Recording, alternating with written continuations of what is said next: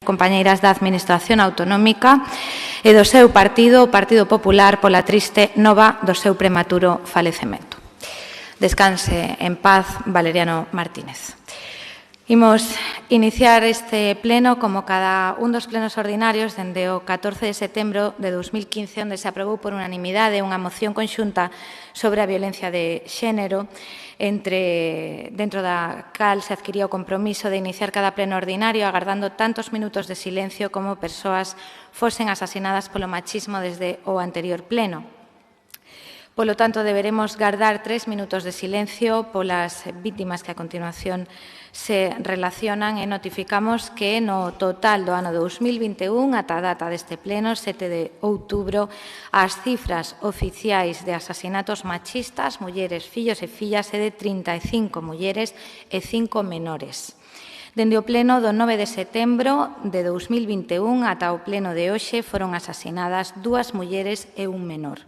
O 24 de agosto de 2021, Leo, de 2 anos, Barcelona. O 13 de setembro de 2021, Zurita Buchira, de 40 anos, en Villajoyosa, Alicante. Deixa 3 fillos menores de idade. E o 15 de setembro de 2021, Mónica Marcos, de 52 anos, na cidade da Coruña. Solicito a todos os presentes que nos poñamos en pé. Grazas.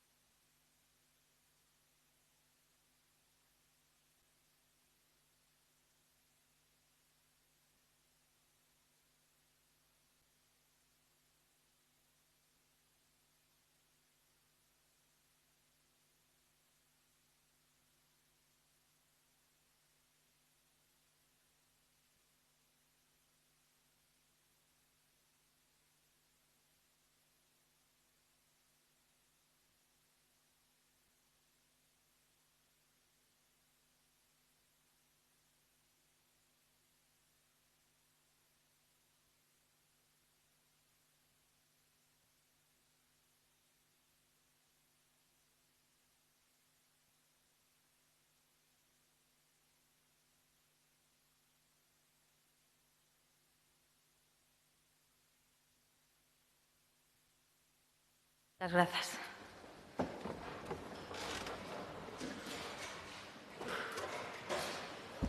A continuación paso a dar lectura á declaración institucional do Concello da Coruña en apoio á illa de La Palma pola erupción volcánica na zona de Cabeza de Vaca o pasado 19 de setembro de 2021. O pasado domingo, 19 de setembro de 2021, e tras varias semanas dunha actividade sísmica cada vez máis intensa, entraba en erupción a zona de Cabeza de Vaca na illa de La Palma. O paso das coladas de lava no seu percorrido dende o cumio ata o mar segue deixando como consecuencia a destrucción de vivendas, unhas 200 ata o momento, a destrucción do modo de vida de numerosas familias e unha sensación permanente de incerteza que mantén a todos os canarios co corazón encollido e que debe ser minimizada pola acción coordinada de todas as administracións. Dende o Concello de A Coruña, queremos enviar unha mensaxe de solidariedade a toda a sociedade palmera nestes momentos de gran preocupación.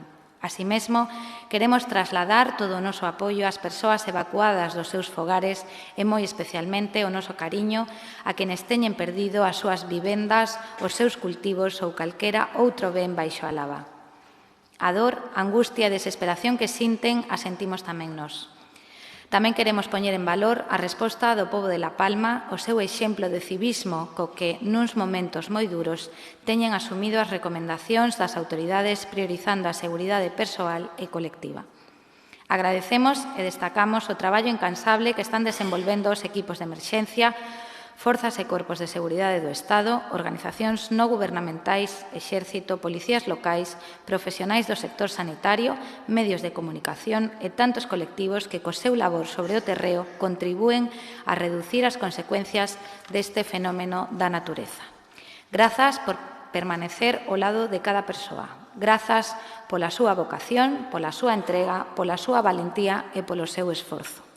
Por estas razóns, o Concello de A Coruña envía unha mensaxe de solidariedade a toda a sociedade palmera nestes momentos de gran preocupación. Trasladamos todo o noso apoio ás persoas evacuadas dos seus fogares e, moi especialmente, o noso cariño a quenes teñen perdido as súas vivendas, cultivos ou calquera outro ben baixo a lava.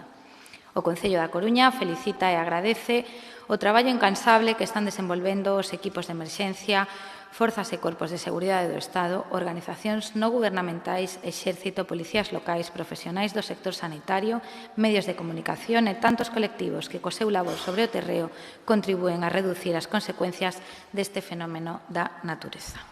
Pasamos xa á parte resolutiva, asunto número 1. Aprobación do borrador de acta da sesión plenaria ordinaria do 8 de xullo de 2021. Ben, non existindo alegacións á acta queda aprobada. Área de Urbanismo, Vivenda, Infraestructuras e Mobilidade, asunto número 2. Asunto número 2, aprobación definitiva da modificación puntual do Plan Xeral de Ordenación Municipal de 2013 para a apertura do novo viario entre as rúas Simón Bolívar e Alfonso Rodríguez Castelao. Requiere maioría absoluta legal. Moitas grazas. Iniciará este debate o concelleiro de Urbanismo expoñendo o asunto. Despois haberá unha única quenda por grupo de 3 minutos. Señor Díaz Villoslada, ten a palabra. Si, bo día. Quero tamén eu personalmente reiterar o pesar polo perda do que fora ata onte conselleiro de Facenda, Valerio Martínez, primeiro como compañeiro de carreira administrativa, riguroso economista e magnífico contrincante parlamentario. Ben, traemos hoxe para aprobación definitiva, finalmente, unha modificación puntual do Plan Xeral para a apertura dese novo viario entre as rúas Simón Bolívar e Alfonso Rodríguez Castelao, no polígono dos Rosales, o chamado coloquialmente Camiño do Cure. Creo que, finalmente, confío en que este pleno leva adiante esta aprobación definitiva porque vai supoñer unha mellora sustancial nesa conformación dese viario que utilizan moitos dos veciños e veciñas dos Rosales tanto para acudir á parroquia como para acudir ao centro de saúde e incluso ao ámbito do centro comercial. Lembrando un pouco os antecedentes, fora en 2016, cando a Asociación de Veciños dos Rosales presentara esta solicitude, unha serie de 600 e pico firmas para que se acondicionara este camiño. Isto exixía a necesaria modificación de planeamento. En decembro de 2019, este pleno aprobara inicialmente esta modificación puntual que contaran, lembremos, con varias alegacións, algunha por parte da Casa de Escolas Pías, Escolapios, e algunha alegación tamén por parte do Arcebispado de Santiago de Compostela, que deron lugar a algunhas correccións técnicas no expediente. Expediente que fora, despois dese tempo de suspensión de trámites administrativos con motivo da pandemia, aprobado provisionalmente neste pleno o 5 de novembro de 2020, e sometido posteriormente aos necesarios informes urbanísticos e trámites de información pública. En xullo deste ano chegou, despois dunha serie de correccións, o informe favorable en materia de costas, dada a zona de afección, as diferentes zonas de afección do bordo litoral, e subsanada esa información diante da demarcación de costas, o 3 de setembro pasado deste ano tivo entrada o informe favorable urbanístico por parte da Consellería de Medio Ambiente, de Territorio e de Vivenda, sinalando algunhas cuestións técnicas que tamén deberían ser obxeto de modificación ou de corrección. A vista destes informes sectoriais, tanto de costas como urbanístico, por parte da Xunta de Galicia, a Oficina Técnica de Planeamento preparou o documento final para esta aprobación definitiva datado neste mes de setembro pasado. Como sabemos, a modificación puntual ten por obxeto a apertura deste novo viario entre a rúa Simón Bolívar e Alfonso Rodríguez Castelao, e a corrección, que xa estaba prevista tamén inicialmente, a corrección dunha eiva que consiste en emendar unha cualificación urbanística que fixera erróneamente o plan xeral como espacio libre privado dun xardín que está no cruzamento das rúas Manuel Azaña e Simón Bolívar e que debe quedar cualificado como de titularidade pública. Se completa así, ou se permite así, completar este paseo peonil que se ven, como decía, utilizando de forma moi habitual para cruzar entre ambas rúas e para acceder, como decía tamén, ao centro parroquial e ao centro de saúde. Aprobación definitiva, despois das necesarias correccións técnicas que basicamente eran de grafía e de algunha corrección de planimetría, foi sometido ao dictame da Comisión de Urbanismo e de Vivenda deste pasado luns, conta co informe favorable da Secretaría Xeral que se emitira de cara a ese dictame por parte da Comisión de Urbanismo e, polo tanto, eu creo que é unha boa noticia que xa por fin podamos someter a aprobación definitiva desta corporación, deste pleno, esta regularización, por decirlo de unha forma, no planeamento deste viario que despois, pois, lóxicamente, habería que urbanizar nas mellores condicións posibles. Mais nada, gracias. Moitas grazas. Ten a palabra a señora Faraldo. Bo día, señora alcaldesa, concelleiros e concelleiras, persoal traballador do Concello, prensa autorizada e veciñanza presente, se hai, que non a vexo desde aquí, ou por streaming. Non se acostuma unha a este silencio cruel co que comenzamos os plenos. Esta vez, 3 asasinadas. Unha delas, veciña desta cidade, Mónica Marcos. Non por iso máis dramático, pero sí máis impactante. Vai o noso cariño, desde Podemos Coruña, a familiares e amigos e ao afectado barrio do Birloque. Tamén vai por delante o noso sentido pésame á familia do PP polo falecemento do conselleiro de Facenda, Valeriano Martínez, no seu momento director de Recursos Humanos da institución na que traballo. Lonxe das discrepancias políticas, o humano é o terreo común. En ese momento, desde Podemos Coruña, queremos trasladarlles as nosas sinceiras condolencias. Segue a Praza de María Pita en pé de batalla, con grupos de afectados que nos lembran, a cada quen, na medida que nos toca, sobre todo o Goberno municipal, que é quen ten a responsabilidade de xestionar, que temos fendas abertas na cidade que exixen maiores esforzos. Vai o noso saludo de apoio á plantilla de Nostián, e as afectadas do barrio del Viña, que hoxe se sentiron tan menospreciadas cando ante as súas narices, así me mandan trasladar, a alcaldesa mandou pechar as portas deste Concello. Así me mandan trasladar, así se sentiron e comparto a veces ese sentimento.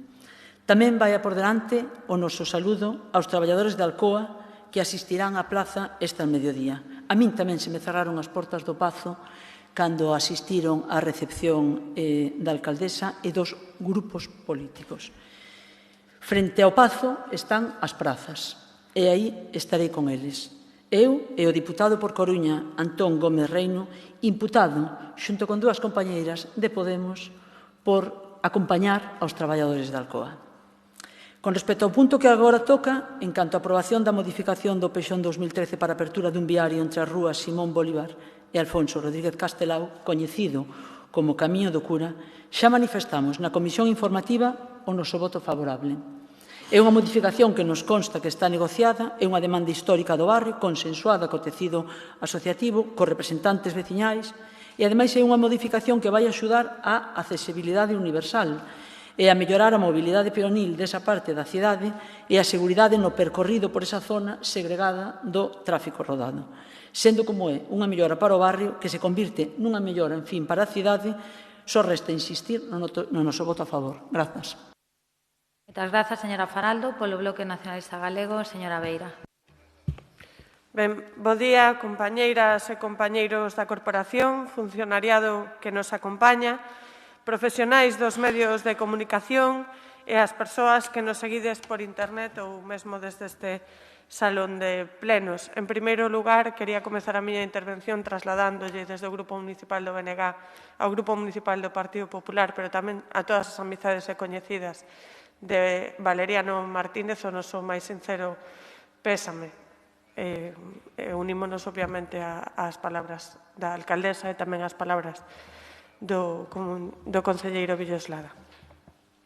Canto a este punto da orde do día de aprobación definitiva da modificación puntual do Peixón para a apertura dun novo viario entre as rúas Simón Bolívar e Alfonso Rodríguez Castelao, quixera sinalar en primeiro lugar que desde o Grupo Municipal do BNG imos votar a favor, do mesmo xeito que o fixemos na aprobación provisional. En primeiro lugar, gustaríame recoñecerlle ás veciñas e veciños dos Rosales e á súa asociación veciñal que, con distintas directivas á súa fronte, veu insistindo na necesidade de adecuar o chamado Camiño do Cura para facilitar a mobilidade no barrio. Fixeron falla anos de constancia na súa reivindicación e de escoitar en moitas ocasións que non era posible levar a cabo esta actuación. Sirva de exemplo esta reivindicación e esta aprobación definitiva como proba de que moitas veces se negan actuacións destinadas a atender necesidades básicas dos barrios que logo, finalmente, con vontade política, sí que son posíveis. En segundo lugar, desde o BNG, queríamos facer un comentario e unha petición.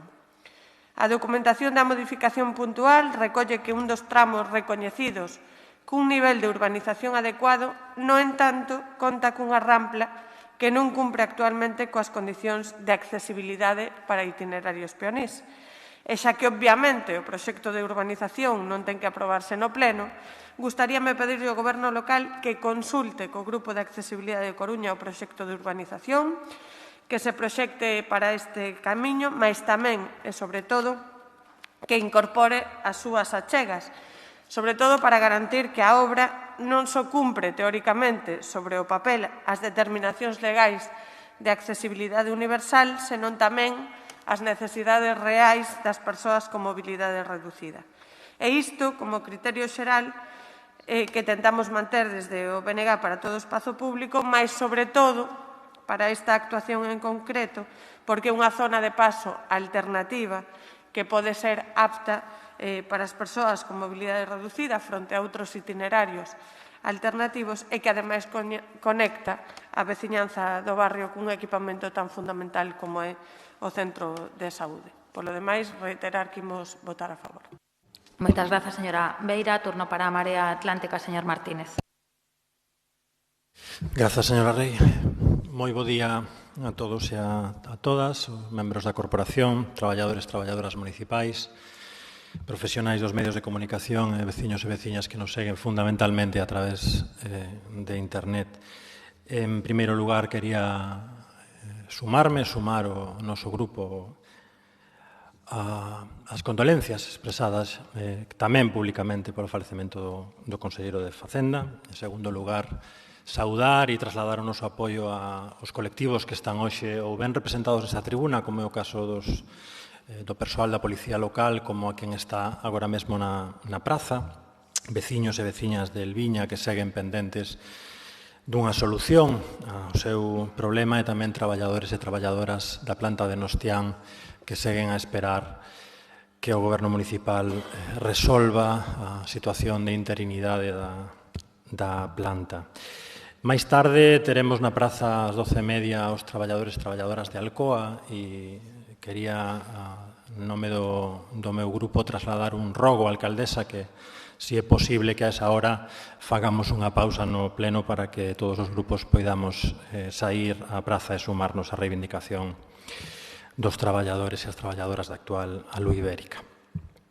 Volvemos ter un pleno magro en asuntos, ven sendo 2 asuntos hoxe, houbo varios plenos ao longo deste ano con un único asunto, ven sendo xa unha tónica xeral. Temos reiterado neste pleno en varias ocasións que non deixa de ser un síntoma preocupante de que falta proxecto, de que falta equipo seguramente, de que falta iniciativa e de que creo que tamén o mandato está acusando a decisión, un erro que temos criticado de maneira contundente, a decisión de privar a este Concello de Orzamentos para este ano, e iso ao final se nota na dinámica, non? E algo que a cidade non se pode permitir. Nos dende a Marea Atlántica estamos facendo o posible para corrixir iso, citando os clásicos, nos dende a oposición podemos dirixir, pero é difícil que poidamos gobernar. En todo caso, hoxe, e a boa noticia, damos a aprobación definitiva ao que non deixa de ser o recoñecemento urbanístico dunha realidade na cidade. Este é o caso do Camiño do Cura, na súa escala, que pode parecer un asunto menor, non o é para quen emprega esa senda para a súa vida cotiá e para acceder a equipamentos esenciais, un centro de saúde, colexios, centro comercial, para camiñar polo seu barrio. Decía que este é un exemplo, un deses exemplos virtuosos, onde o urbanismo vai detrás da vida cotiá, non decide que debemos facer, nin xenera problemas, sino que acaba recoñecendo un camiño informal. Ese é un dos múltiples xeitos de facer bo urbanismo. Seguramente máis tarde falaremos de algún exemplo en sentido contrario. Este expediente iniciouse no pasado mandato. Estamos orgullosos de telo feito, recollendo unha demanda veciñal de moito tempo que se expresou durante co Goberno da Marea Atlántica a través das canles que abrimos de participación. Expresouse no Dillotí, apareceu tamén de maneira reiterada nos orzamentos participativos. Recollémola, demoslle forma, puxémola a andar e felizmente este Goberno dá continuidade a ese traballo e nos recoñecémolo con o noso voto favorable en todos os chanzos da súa tramitación e así o faremos hoxe de novo, así que o noso voto a favor para que esta modificación puntual do planeamento remate o seu periplo administrativo e reiteramos o mesmo desexo que formulamos a última vez e é que remate canto antes ese periplo e se poida materializar polo ben da vida cotiá dos veciños e das veciñas dos Rosais. Nada máis. Moitas grazas, señor Martínez. Polo Partido Popular, señor Deus. Moitas grazas, señora alcaldesa. Bo día a todos os veciños e veciñas que nos siguen e aos compañeiros da corporación e agradecer as condolencias que están a amosar todos os grupos da corporación por o pasamento do conselleiro Valeriano Martínez. Como ya se ha comentado, el objeto de esta modificación puntual es el reconocimiento como viario público de unos terrenos que en la realidad ya se estaban utilizando como paso habitual de los vecinos del barrio de Los Rosales. La finalidad es acondicionar de forma adecuada este paso con el fin de responder a una importante demanda vecinal. Para ello se han seguido los procedimientos habituales en las tramitaciones de este tipo de expedientes de acuerdo con la Ley del Suelo y su Reglamento de Desarrollo. Este pleno ya se pronunció a favor de este expediente en la tramitación tanto de la aprobación inicial como de la provisional, iniciándose el procedimiento de exposición al público durante el plazo de 2 meses y la petición de los correspondientes informes sectoriales. En la documentación del proyecto se justifican las razones de interés público que deben de regir en la tramitación de este tipo de expedientes. Aunque el fin principal de esta modificación puntual es la de acondicionar de una forma adecuada ese camino, al mismo tiempo se corrigen 2 errores detectados en el plan general en ese ámbito. El primero es cambiar una zona verde privada a una zona verde pública y el segundo es calificar como equipamiento local privado un pequeño terreno que figura como equipamiento local religioso privado en el Colegio de Calasanz. En el periodo de exposición pública fueron presentadas 3 alegaciones, una formulada por el Colegio Calasanz y 2 por el Arzobispado de Santiago de Compostela, una de ellas fuera de plazo.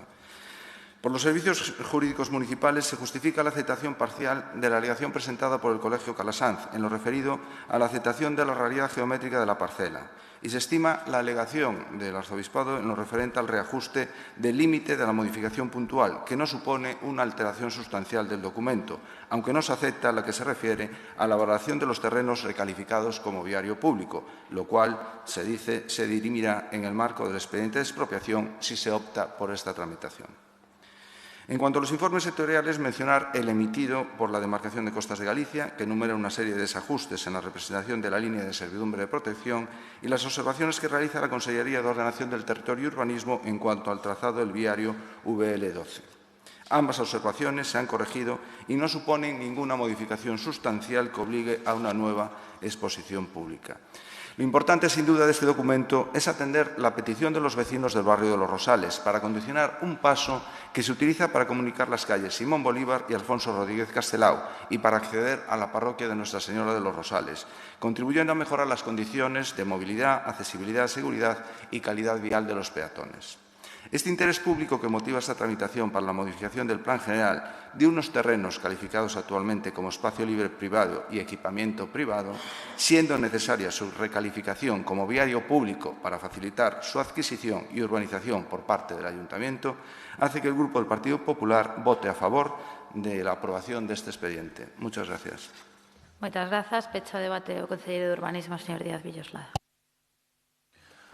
Sí, grazas por facer referencia a algunas das cuestións que se apuntaron por parte dos grupos municipais. Eu creo, en primeiro lugar, que é unha moi boa noticia que, por fin, o Pleno, de forma unánime, leva adiante esta aprobación definitiva, porque, como tamén sinalaba, por exemplo, o señor Martínez, non é unha cuestión menor este viario nos Rosales, é dicir, se trata dunha modificación puntual do planeamento urbanístico que parece unha cuestión a priori pequena, pero que se trata dunha cuestión importante para a vida das veciñas e dos veciños dos Rosales. En ese sentido, casi a título de reflexión, eu faría unha consideración sobre para determinadas modificacións urbanísticas a tramitación que precisa a modificación do planeamento a veces resulta absolutamente pesada ou eterna. Deberíamos facer unha reflexión de como a legislación urbanística actualmente en Galicia necesitaría dunha certa,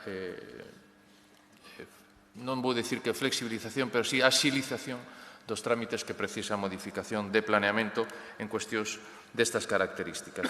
A parte desa consideración, agradecer, o podemos agradecer desde o Goberno Municipal na medida en que traemos este asunto a aprobación definitiva no Pleno, pero creo que máis vai agradecer esta modificación son os veciños e as veciñas do barrio do Rosales, que son os que van ser beneficiarios. Efectivamente, as melloras de accesibilidade que indicaba a señora Beira as analizaremos con motivo do proxecto de urbanización. Normalmente estamos, ademais, sometendo a análise e consideración do GAC, do Grupo de Accesibilidade da Coruña, os distintos proxectos de urbanización que estamos levando adiante e así o faremos neste caso. Son unha precisión, señor Martínez, a veces o Pleno veñen os asuntos que teñen que vir. Quero dicir que as competencias plenarias nos municipios de gran población basicamente se circunscriben aos orzamentos, as ordenanzas e aos instrumentos de planeamento que necesitan consideración plenaria. Moitas das outras accións de goberno que se están levando adiante pois son competencia directa da Xunta de Goberno Local ou da propia alcaldía nesa distribución de competencias que establece o réxime local. Por iso que, traemos o que temos que traer no momento procedimental oportuno, como se suele decir. E agradecer tamén o voto a favor por parte do Partido Popular, porque ainda non tiña claro con motivo das abstencións na Comisión Informativa de Urbanismo si houbera un pronunciamento neste sentido, aínda que, como votara afirmativamente en aprobación provisional, creo que sí que todos os veciños e as veciñas de Rosales estaban esperando un voto unánime de todos os grupos da corporación. Por iso que, agradecer os apoios e proceder, entón, a aprobar definitivamente sería a proposta, realizar os trámites para a súa entrada en vigor e preparar a continuación os proxectos de necesaria urbanización deste novo viario. Gracias. Moitas grazas. Remato o debate. Procedemos á votación. Lembro que é necesaria a maioría absoluta legal do Pleno para a súa aprobación. Votos a favor. Moitas grazas. Queda aprobado por unanimidade. Asunto número 3, señor secretario. Aprobación definitiva da modificación puntual do Plan Xeral de Ordenación Municipal para inclusión no catálogo de protección do Plan Xeral de Ordenación Municipal de 2013 de novos elementos que tamén requiere maioría absoluta legal. Igual que no anterior, exporá o asunto concelleiro de Urbanismo e despois haberá unha única quenda de 3 minutos. Señor Díaz Villoslada, ten a palabra. Sí, grazas de novo, señora alcaldesa. O asunto anterior, urbanístico, non era menor. Este sí que tampouco é precisamente menor porque estamos a falar dunha aprobación definitiva que sometemos a consideración e agardo que a aprobación deste pleno de hoxe, unha modificación puntual, pero unha modificación moi relevante do catálogo de protección que ten o Plan Xeral en vigor. Como sabemos, por lembrar algún dos antecedentes, esta iniciativa de ampliar o catálogo do Plan Xeral arrancara en 2016, en aquel pleno de decembro de 2016, con aquela suspensión cautelar de licencias para levar adiante esta modificación. A aprobación inicial dunha primeira proposta de catalogación que non coincide na súa meirande parte co que hoxe traemos a aprobación definitiva, a aprobación inicial fora acordada en sesión plenaria do 12 de novembro de 2018. O que pasa é que contara en aquel trámite de información sectorial e información pública cun informe desfavorable relevante emitido pola Dirección Xeral de Patrimonio Cultural. En ese sentido, en aquel trámite de información pública, ademais dese informe desfavorable que poñía moitas cuestións encima da mesa para analizar por parte da Dirección de Patrimonio Cultural, presentáranse ou formuláranse 69 alegacións que, lóxicamente, tamén había que analizar. A vista de todos estes antecedentes, como sabemos, a decisión que se tomou en setembro de 2020 foi proceder a elaborar unha separata específica de todos esos elementos a catalogar, a que chamamos a separata número 1 do documento número 1, que é a que traemos hoxe precisamente a aprobación definitiva, na que se recolleran as exigencias e cuestións principais que apuntaba a Dirección Xeral de Patrimonio Cultural da Xunta de Galicia e se protexeran, polo tanto, os bens con características merecedoras da súa protección e que poderán estar en risco de desaparición, así como aqueles outros que responderan a un principio de coherencia para levar adiante esta proposta de catalogación e, por eso, como digo, se formulara un novo documento titulado Documento 1 Separata número 1, que foi o que deu lugar aos seguintes trámites. Este documento de Separata 1 foi aprobado, como sabemos, provisionalmente no pleno do pasado mes de decembro de 2020, e recibiu o informe favorable da Dirección de Patrimonio Cultural o 15 de abril deste ano e despois, o 17 de agosto deste ano mesmo tamén, recibiu o informe favorable da Consellería de Medio Ambiente, Territorio e de Vivenda en materia urbanística. E a partir de todas estas consideracións, a Oficina Técnica de Planeamento Municipal formula o documento final para aprobación definitiva datado en setembro pasado. Se trata dunha aprobación definitiva que, conforme establecido na Lei do Solo de Galicia e, sobre todo, tendo en conta os principios e obrigas tamén establecidas na Lei de Patrimonio Cultural de Galicia de 2016, protexe o valor histórico, o artístico, arquitectónico, mesmo en algúns casos arqueolóxico ou incluso industrial dos inmobles que se inclúen nesta catalogación. Como sabemos, por lembralo, aínda que estamos en fase de aprobación definitiva, hai determinados edificios que incluso estaban incluídos por unha parte na guía do propio de Arquitectura da Coruña, do propio Colexio de Arquitectos de Galicia, ou incluso dunha forma moi relevante no propio documento da Fundación do Comomo. Falamos da catalogación do edificio do Noroeste de Vázquez Molezún, por exemplo, do edificio Pou de Fisac, do edificio de Alféreces, de Mejide, do edificio número 28 de Juan Flórez, tamén de Vázquez Molezún. Falamos da catalogación do edificio do que era o concesionario de Citroën na Avenida de Oza, no número 43. Falamos da catalogación da Escola Pablo Picasso, tamén polo papel relevante que tivo con esta obra o profesor José Antonio Corrales Gutiérrez, e falamos tamén da catalogación das vivendas pareadas no número 35 da Rúa Eladio Rodríguez e número 26 de Pai Sarmiento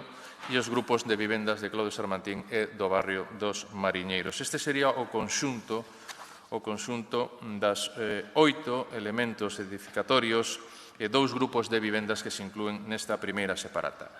Quédanos traballo por diante. Sabemos, e todos os grupos municipais presentes na Comisión Informativa de Urbanismo e Vivenda deste Pleno coñecen un segundo documento en preparación que se está analizando en esa comisión para levar adiante unha separata número 2 na que se incluirían os outros elementos máis de carácter incluso algúns etnolóxicos, outros tamén arqueolóxicos que habería que incluir nesa, como digo, separata número 2 para seguir ampliando e mellorando o catálogo do Plan Xeral e, polo tanto, para seguir protexendo o patrimonio cultural, arquitectónico e histórico da cidade da Coruña.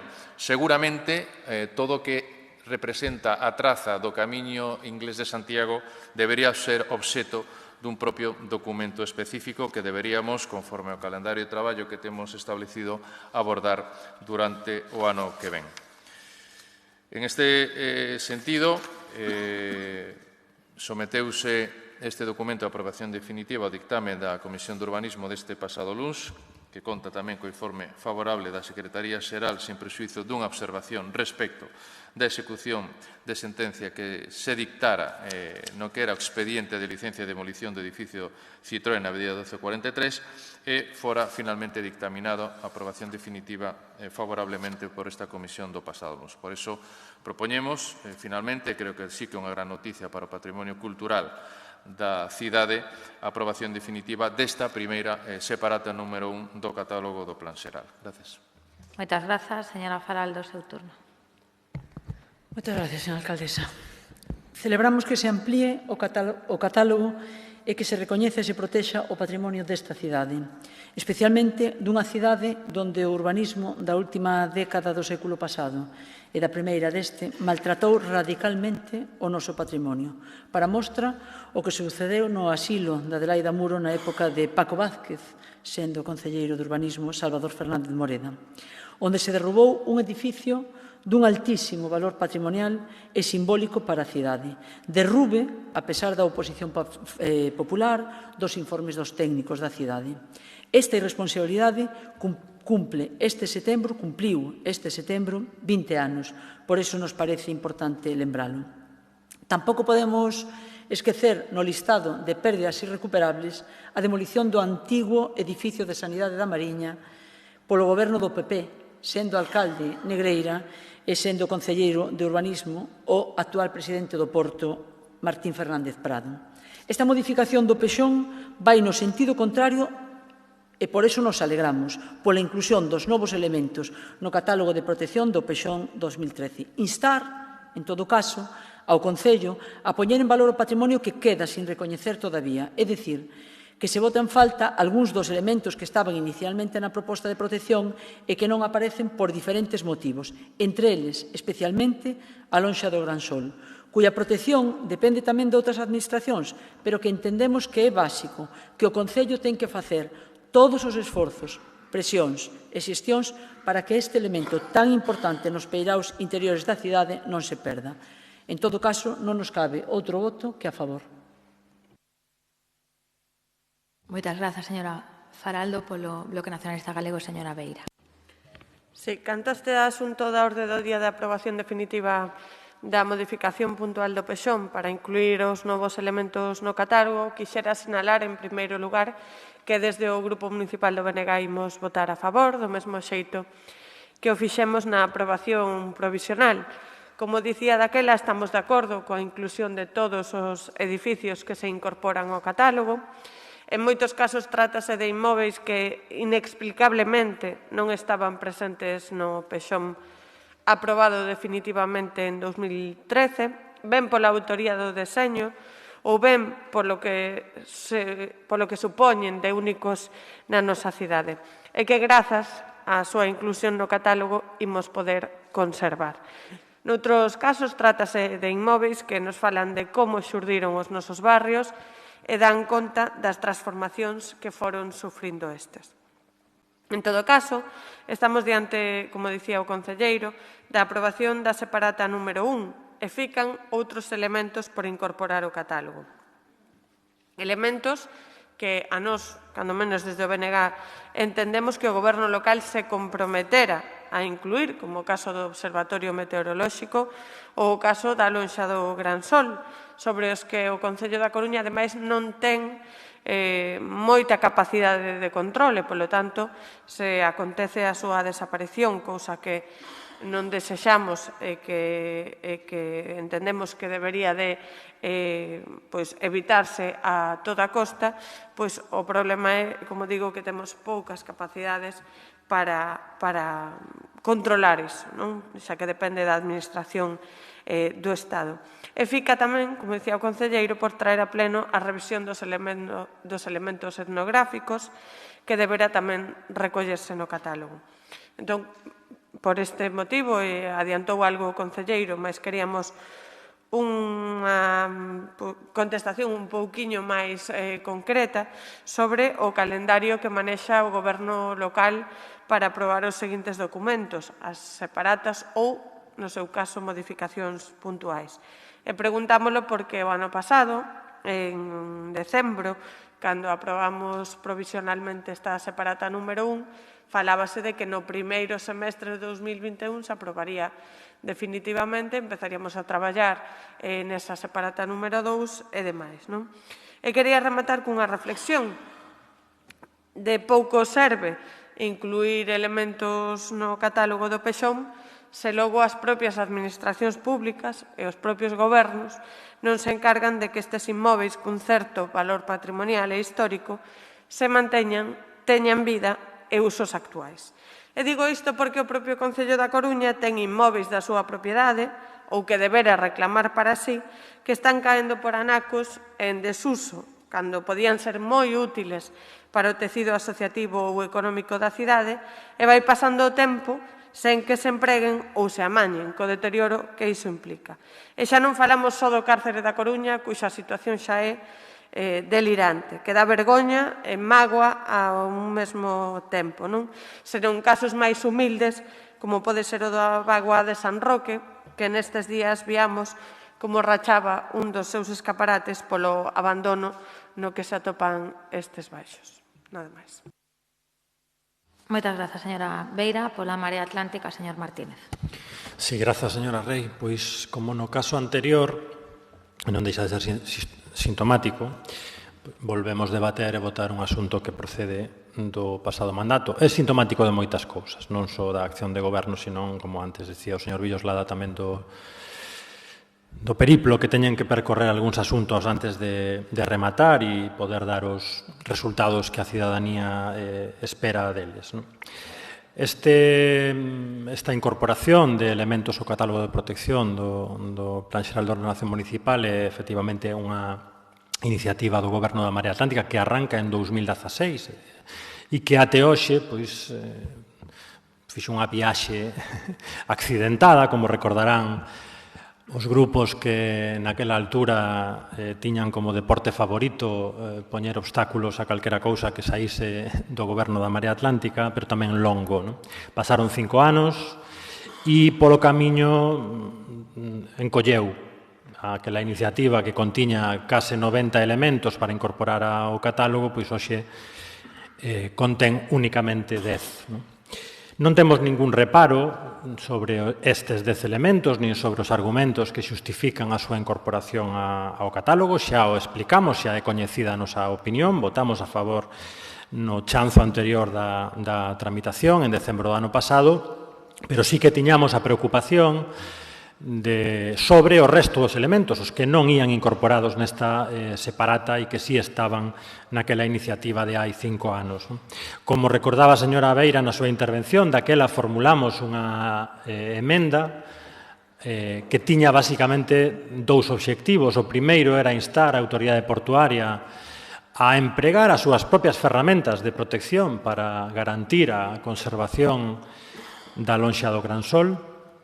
E a segunda era arrincarlle ao Goberno municipal un compromiso para que o resto dos elementos incluídos no expediente de 2016 se tramitasen, se consensuasen e se aprobasen neste salón de sesións no primeiro semestre de 2021. É evidente que a Autoridade Portuaria, ningunha sorpresa á vista do histórico, non atendeu aquela petición e tamén é evidente que o resto dos elementos que non están neste expediente ao que hoxe lle daremos a aprobación definitiva tampouco se incorporaron efectivamente no primeiro semestre. En todo caso, está en marcha, nos consta, tivemos unha primeira aproximación na Comisión de Urbanismo e Vivenda e forma parte, ademais, das conversas que temos iniciadas entre o Partido Socialista e a Marea Atlántica para abordar non só a recuperación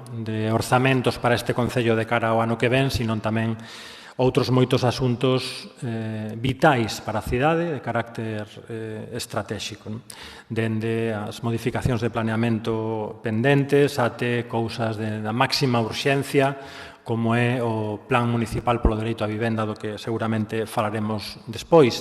E en relación a isto, e fiando co comentario que antes facía o concelleiro de Urbanismo, sei perfectamente cales son as competencias que en sentido estricto a Lei de Bases lle concede a este pleno, pero tamén sei, e vostede tamén sabe, que aos plenos, ademais de asuntos nada pequenos como orzamentos, ordenanzas fiscais, ordenanzas, regulamentos, etcétera, tamén veñen, se hai vontade do Goberno, os asuntos estratégicos de cidade.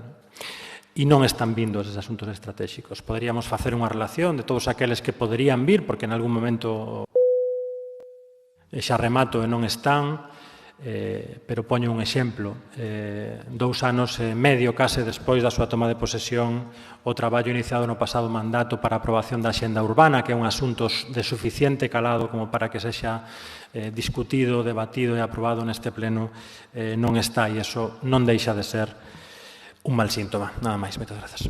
Moitas grazas, señor Martínez. Polo Grupo Popular, señor Deus. Grazas. Trae en este pleno la aprobación definitiva de un documento para incorporar elementos al catálogo de protección del Plan General. Y digo algunos porque se trata de una separata al documento de modificación puntual al plan elaborado por el Gobierno de Marea. Me gustaría comenzar diciendo que está en vigor un Plan General aprobado en el año 2013. Se trata de un planeamiento reciente. Mucho más reciente es también el PEPRI, aprobado en el año 2015. Por lo tanto, ya contábamos con un catálogo actualizado, con un análisis exhaustivo del patrimonio histórico para establecer el adecuado nivel de protección de esas piezas en el ámbito del término municipal. Es cierto que el catálogo podrá ser modificado para inclusión o exclusión de elementos, pero ha de seguir las determinaciones exigidas por la legislación en materia de patrimonio cultural. Con ello se pretende dejar poco espacio a la discrecionalidad. Y lo digo a la vista del informe que la Dirección General de Patrimonio emitió en relación al documento inicial de la modificación puntual para incorporar elementos al catálogo, aprobado inicialmente en el Pleno de 12 del 11 del 2018. Dicho informe no deja lugar a dudas sobre la documentación elaborada por el Gobierno de la Marea y que el Partido Popular ya advertía en su escrito de alegaciones.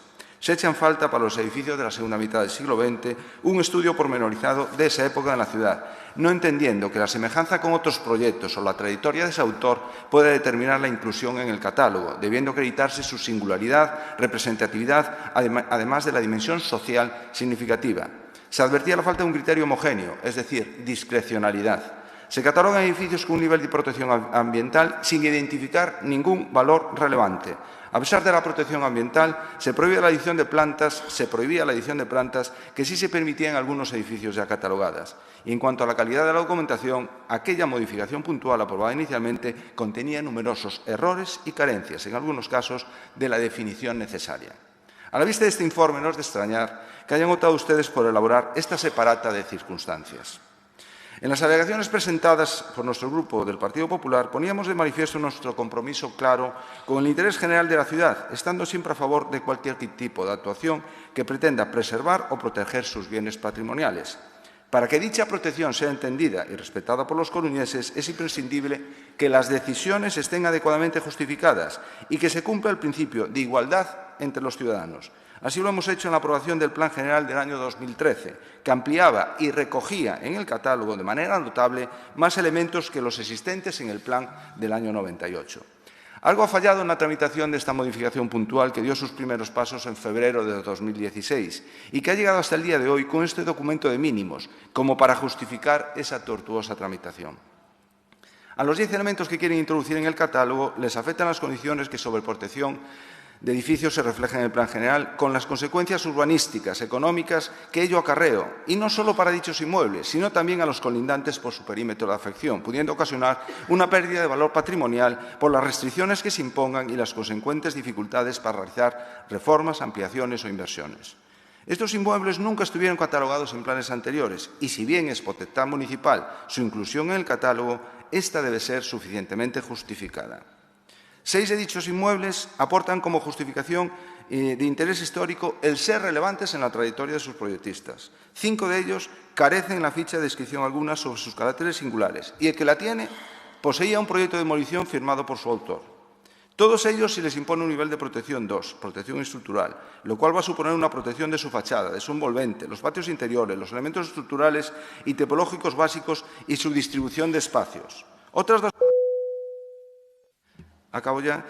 fichas se refieren a 2 grupos de viviendas, el de los Mañeros y Claudio San Martín, que se incorporan con un nivel de protección ambiental 3. Y otros 2 inmuebles a los que se asigna un nivel de protección 3 tienen escaso valor arquitectónico.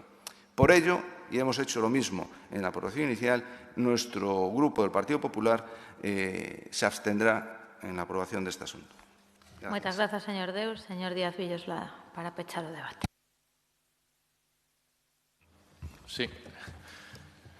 Tamén por facer referencia a algunhas das consideracións dos grupos, pero inicialmente é unha boa noticia que se conte coa maioría absoluta necesaria, a pesar do pronunciamento de abstención do Grupo Municipal Popular para levar adiante esta catalogación que mellora os índices de protección do patrimonio cultural arquitectónico da cidade precisamente nunha semana da arquitectura da Coruña, na segunda semana da Arquitectura da Coruña, na que estamos a celebrar, recoñecer o encontro da cidade coa arquitectura, da arquitectura coa cidade, e, polo tanto, ser capaces de identificar elementos edificatorios cun alto grado de valor histórico ou incluso, e hai que recoñecer, de que sexan obras de determinados autores, merecen esa catalogación. Podemos aglutinar algunhas das consideracións, tanto da señora Faraldo como da señora Beira como do señor Martínez, en canto a calendario de traballo. Como ben señalaba tamén o señor Martínez e a señora Beira, creo, tivemos, bueno, pois non hai tantas semanas unha Comisión Municipal de Urbanismo e de Vivenda na que presentamos un primeiro borrador para estudio desa separata número 2. Nesa separata número 2 que contería 10 elementos arqueolóxicos, que contería 3 elementos etnolóxicos e que contería 23 elementos de carácter arquitectónico. Estamos a traballar en ultimar a información e proposta de traballo de un elemento complexo como é a viaxe de Visma, como saben, e en ese sentido, e nas conversas a que facía referencia tamén o voceiro da Marea Atlántica, sí que estamos a traballar nesa mellor definición dos novos elementos que deban conformar esa separata número 2. Entón, polo tanto, temos a intención de tratar de pechar un borrador nese marco de conversas antes de que termine este ano canto a separata número 2 e, como tamén teño dito, non hasta o ano que ven non iniciaríamos unha separata ou un documento específico sobre a traza do camiño inglés que merece un tratamento diferenciado e moi especializado. Lonxa de Gran Sol, claro, nos temos toda a intención, houbo intención, seguimos tendo intención de que teña un determinado nivel de catalogación ou de protección. Sabemos cales son as competencias da Administración Portuaria e apelamos tanto á Autoridade Portuaria da Coruña como a Portos del Estado para que catalogue con nivel de protección que permita compatibilizar con usos portuarios, eso sí, pero que catalogue con nivel de protección compatible coa actividade portuaria este elemento. Facía referencia, pero casi me apetece comentarlo, a que hai determinados edificios de competencia municipal que necesitan procesos de rehabilitación integral importantes. A Lágrima de San Roque, efectivamente, aí temos xa un proxecto de rehabilitación elaborado e creo que vai ser un elemento de rehabilitación importante que estaría preparado para poder levar adiante. Quero dicir que o compromiso municipal cos propios edificios ten que ser importante dentro do marco orzamentario co que contamos. E, señor Deus, eu creo que chamarlle catalogación de circunstancias precisamente a esta separata número 1, que o que está tendo en conta todos os aspectos que indicou a Dirección Xeral de Patrimonio Cultural non é acorde con precisamente tratar de coordinar esta catalogación co precisamente ese informe no que a Dirección Xeral de Patrimonio Cultural se pronunciaba unha vez que recibimos o informe definitivo que está a validar completamente esta catalogación. Eu creo que é unha boa noticia para a cidade, unha boa noticia para o patrimonio cultural da Coruña e, sobre todo, no marco da Semana de Arquitectura. Gracias.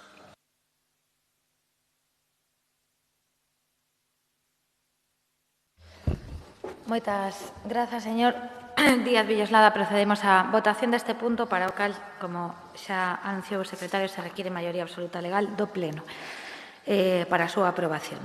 Votos a favor? Moitas grazas. Votos en contra? Abstencións? Moitas grazas. Queda aprobado este asunto. Remata aquí a parte resolutiva do Pleno. Pasamos á parte non resolutiva, control e seguimento da xestión. Señor secretario. Toma de coñecemento das resolucións da Xunta de Goberno Local desde o número 19.516 do 3 de setembro a número 21.803 do 3 de outubro. Dos decretos da Alcaldía desde o número 6.462 do 3 de setembro ao número 7.328 de outubro, en cumprimento do previsto no artigo 122.4 apartado H da Lei 785 de 2 de abril reguladora das bases do réxime local.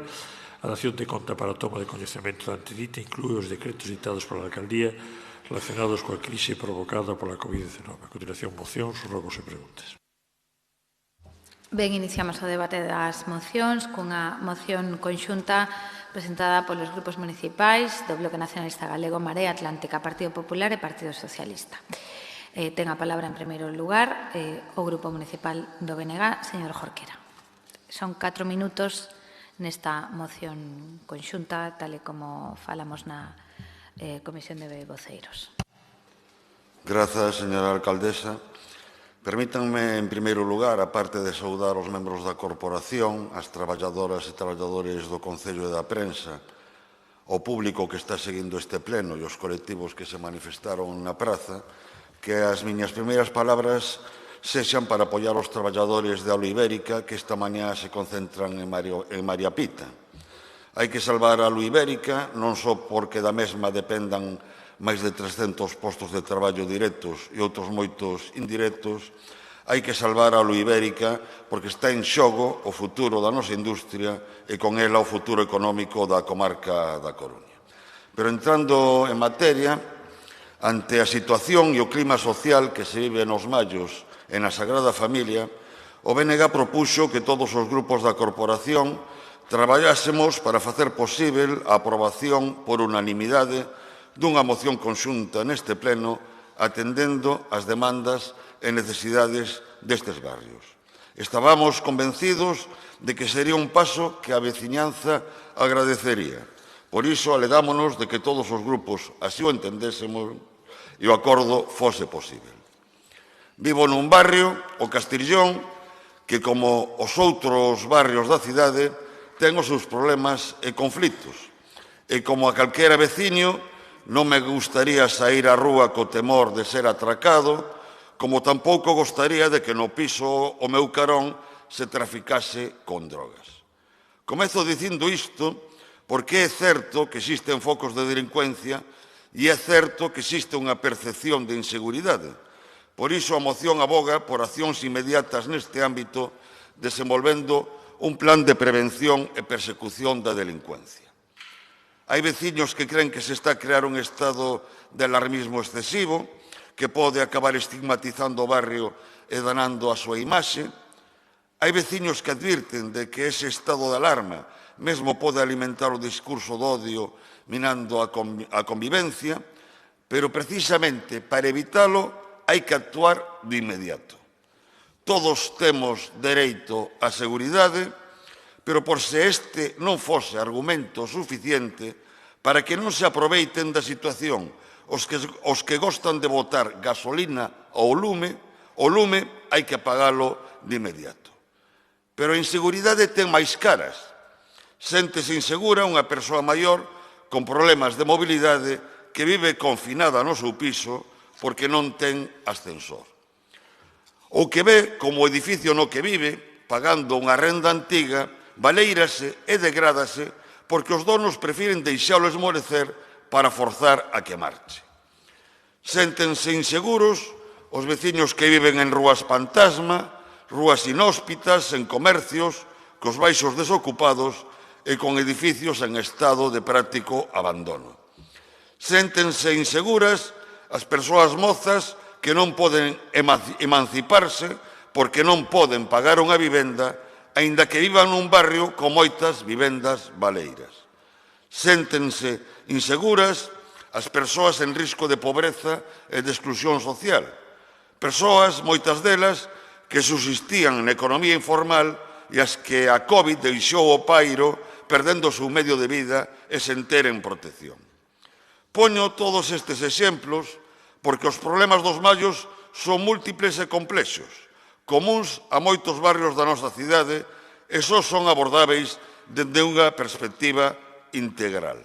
Se nos limitamos a apagar o lume, pero non atacamos as causas que provocan a proliferación de incendios, no futuro teremos que facer fronte a unha auténtica vaga de lumes. Os mallos, como outros moitos barrios da nosa cidade, sufriu a degradación urbanística de algunhas zonas e a deterioración e avellentamento do seu parque de vivendas. É un barrio que padeceu a destrucción de boa parte do seu tecido comercial. Un barrio humilde, de clases populares, cunha poboación cada vez máis avellentada. Un barrio cunha crecente desigualdade e colectivos e persoas en situación de vulnerabilidade. Porque os problemas dos mallos son múltiples e complexos, só son abordáveis dende unha perspectiva integral. Por iso, nesta moción, propóñense tamén medidas en materia urbanística, de vivenda, de políticas sociais, de dinamización sociocultural, de revitalización comercial. Moitas delas de aplicación ao conxunto dos barrios da cidade. Porque a Coruña é unha cidade de barrio. E as grandes actuacións, e xa conclúo, os grandes investimentos non se poden concentrar só no centro. É necesario atender aos barrios e estar máis a pé de barrio. Como non podía ser de outro xeito, imos votar a favor desta moción. Moitas grazas. Moitas grazas, señor Jorquera. Turno da Marea Atlántica. Señora García. Sí, moi bons días a todas as persoas que van seguindo este pleno, a cidadanía, dende a casa, medios de comunicación, compañeiros e compañeiras de corporación, funcionariado. Sí, esta moción propón todo un paquete de medidas, un profuso paquete de medidas que son positivas para o barrio dos Mallos, para o barrio da Sagrada Familia e para outros moitos barrios. Agora, me dá un pouco de medo as expectativas que están xerando, porque efectivamente son propostas desta corporación, dos diferentes grupos políticos, para as que lles falta dotación orzamentaria, un prazo e unha execución. O sea, que o primeiro que quero dicir é que o goberno de Inés Rei debería recoller a luva e poñer os medios para que estas medidas se materialicen e se rematen aplicando. Son medidas positivas para os mallos e para a Sagrada Familia e para outros moitos barrios da cidade. E nesto me gustaría tamén facer fincapé, non? E é que nestes barrios están vivindo unhas circunstancias similares a que se viven noutras zonas da Coruña. Non en todas, porque na Coruña está medrando a desigualdade. E segundo datos deste ano, do Instituto Nacional de Estatística, os barrios do centro, o Ensanche, por exemplo, a renda media das persoas é un 76% superior a dos barrios con menos renda, que non son os Mallos e a Sagrada Familia. Non fai falta dicir cales son.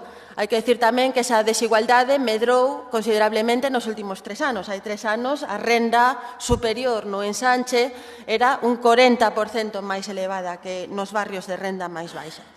O que eu quero dicir con isto é que efectivamente fai falta atender aos barrios, pero moito cuidado co estigma, moito cuidado coa sinalización, moito cuidado con a criminalización de barrios concretos que efectivamente teñen as súas necesidades, as súas demandas, os seus problemas, pero que non distan moito da situación que se vive noutros barrios e moito cuidado con, precisamente, con rematar perxudicando a unha veciñanza a que se pretende axudar.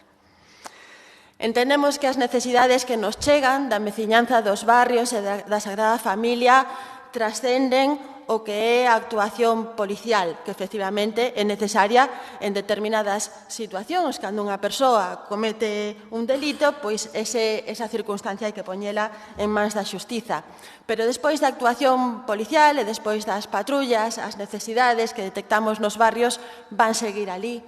Van seguir as casas baleiras, van seguir a dificultade de moitas persoas para pagar o seu aluguer ou incluso para acceder a unha vivenda de xeito regrado, vai seguir un problema de abandono de locais comerciais, de deterioro das redes comunitarias, de perda dos servicios de proximidade, e aí é onde nos consideramos que está a situación que está a xerar moita insatisfacción, tanto nos mallos como noutros barrios da cidade. Entendemos que a actuación municipal e de outras administracións ten que ser global, ten que ser social e ten que ser preventiva. Dende a Marea Atlántica facemos propostas que se centran en 4 eixos fundamentais e que levamos xa tempo traballando e poñendo en riba da mesa como eixo fundamental dos vindeiros orzamentos.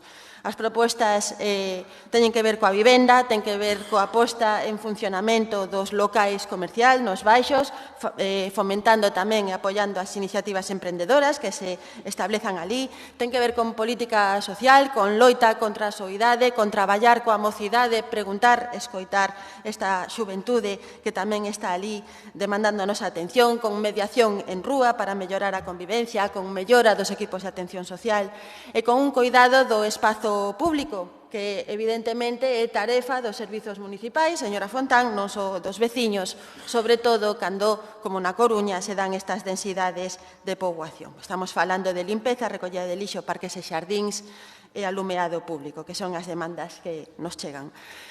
Para ir rematando, o que nos están dicindo os veciños e as veciñas é que hai que sair do centro, hai que sair dos cantóns, hai que sair da guitarra de John Lennon en Méndez Núñez, hai que pensar moito se podemos investir 20 millóns de euros en adquirir batería e Calvo Sotelo, porque nos están pedindo os veciños e as veciñas que actuemos noutros sitios.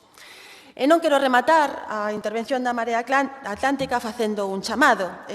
Non é difícil poñerse de acordo nunha batería de propostas que evidentemente son positivas para este barrio e para outros moitos, pero non hai que obviar que a diferencia de enfoque entre os diferentes partidos pois é tamén evidente. Dende a Marea Atlántica queremos facer un chamado a que a resolución de conflitos nos barrios, que os hai, efectivamente, se leve a cabo de maneira pacífica e democrática, e queremos tamén condenar con contundencia de maneira moi explícita as prácticas de empresas que cobran por exercer acoso inmobiliario, que fan negocio empregando métodos violentos, que actúan de maneira desproporcionada ante situacións de vulnerabilidade, que rematan fomentando o odio cara a persoas as máis necesitadas, con prácticas que poden chegar a ser racistas e aporofóbicas. Dende logo, creemos que o xeito de solucionalo é outro e é con política social, con políticas preventivas e con política global. Moitas gracias. Moitas grazas, señora García. Turno do Partido Popular, señora Gallego. Sí, muchas gracias. Bueno, muy buenos días. Saludar a todos los miembros de la corporación, a la gente que nos escucha por streaming y hablando de seguridad, pues saludar al representante de la policía local que nos acompaña y que siguen reclamando todos los días que se les escuche y se atiendan sus demandas. Y seguimos con demandas, bienvenidos todos a los Mayos y a la Sagrada Familia. Han tenido que salir más de 1000 vecinos a la calle a manifestarse y repetirlo 2 semanas después para que se acuerden de su barrio. ¿Dónde estaban los concejales del Gobierno, la Marea, el BNG, la concejala de Podemos? Porque ni los vimos nosotros, que estuvimos allí con ellos, ni los vio nadie. En su casa, mientras los vecinos, hartos ya de ocupaciones, y hay que hablar de ocupaciones claramente, de edificios enteros, donde hay trapicheo de drogas que provocan robos, amenazas, agresiones, pues estos vecinos se manifestaban pidiendo que se cambie la ley y piden más vigilancia policial, policía de barrio.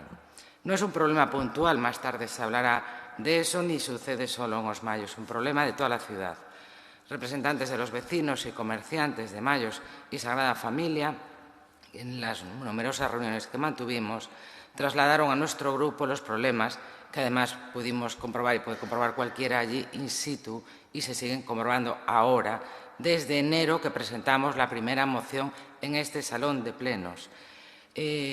Denuncian total y absoluta inseguridad que se está viviendo, constantes robos en comercios y domicilios, aumento de tráfico de drogas con total impunidad y a plena luz del día, que a día de hoy es el primer problema junto con las ocupaciones, porque está derivado precisamente de ellas. Se protagonizan robos, agresiones y tienen amenazados a los vecinos de la zona.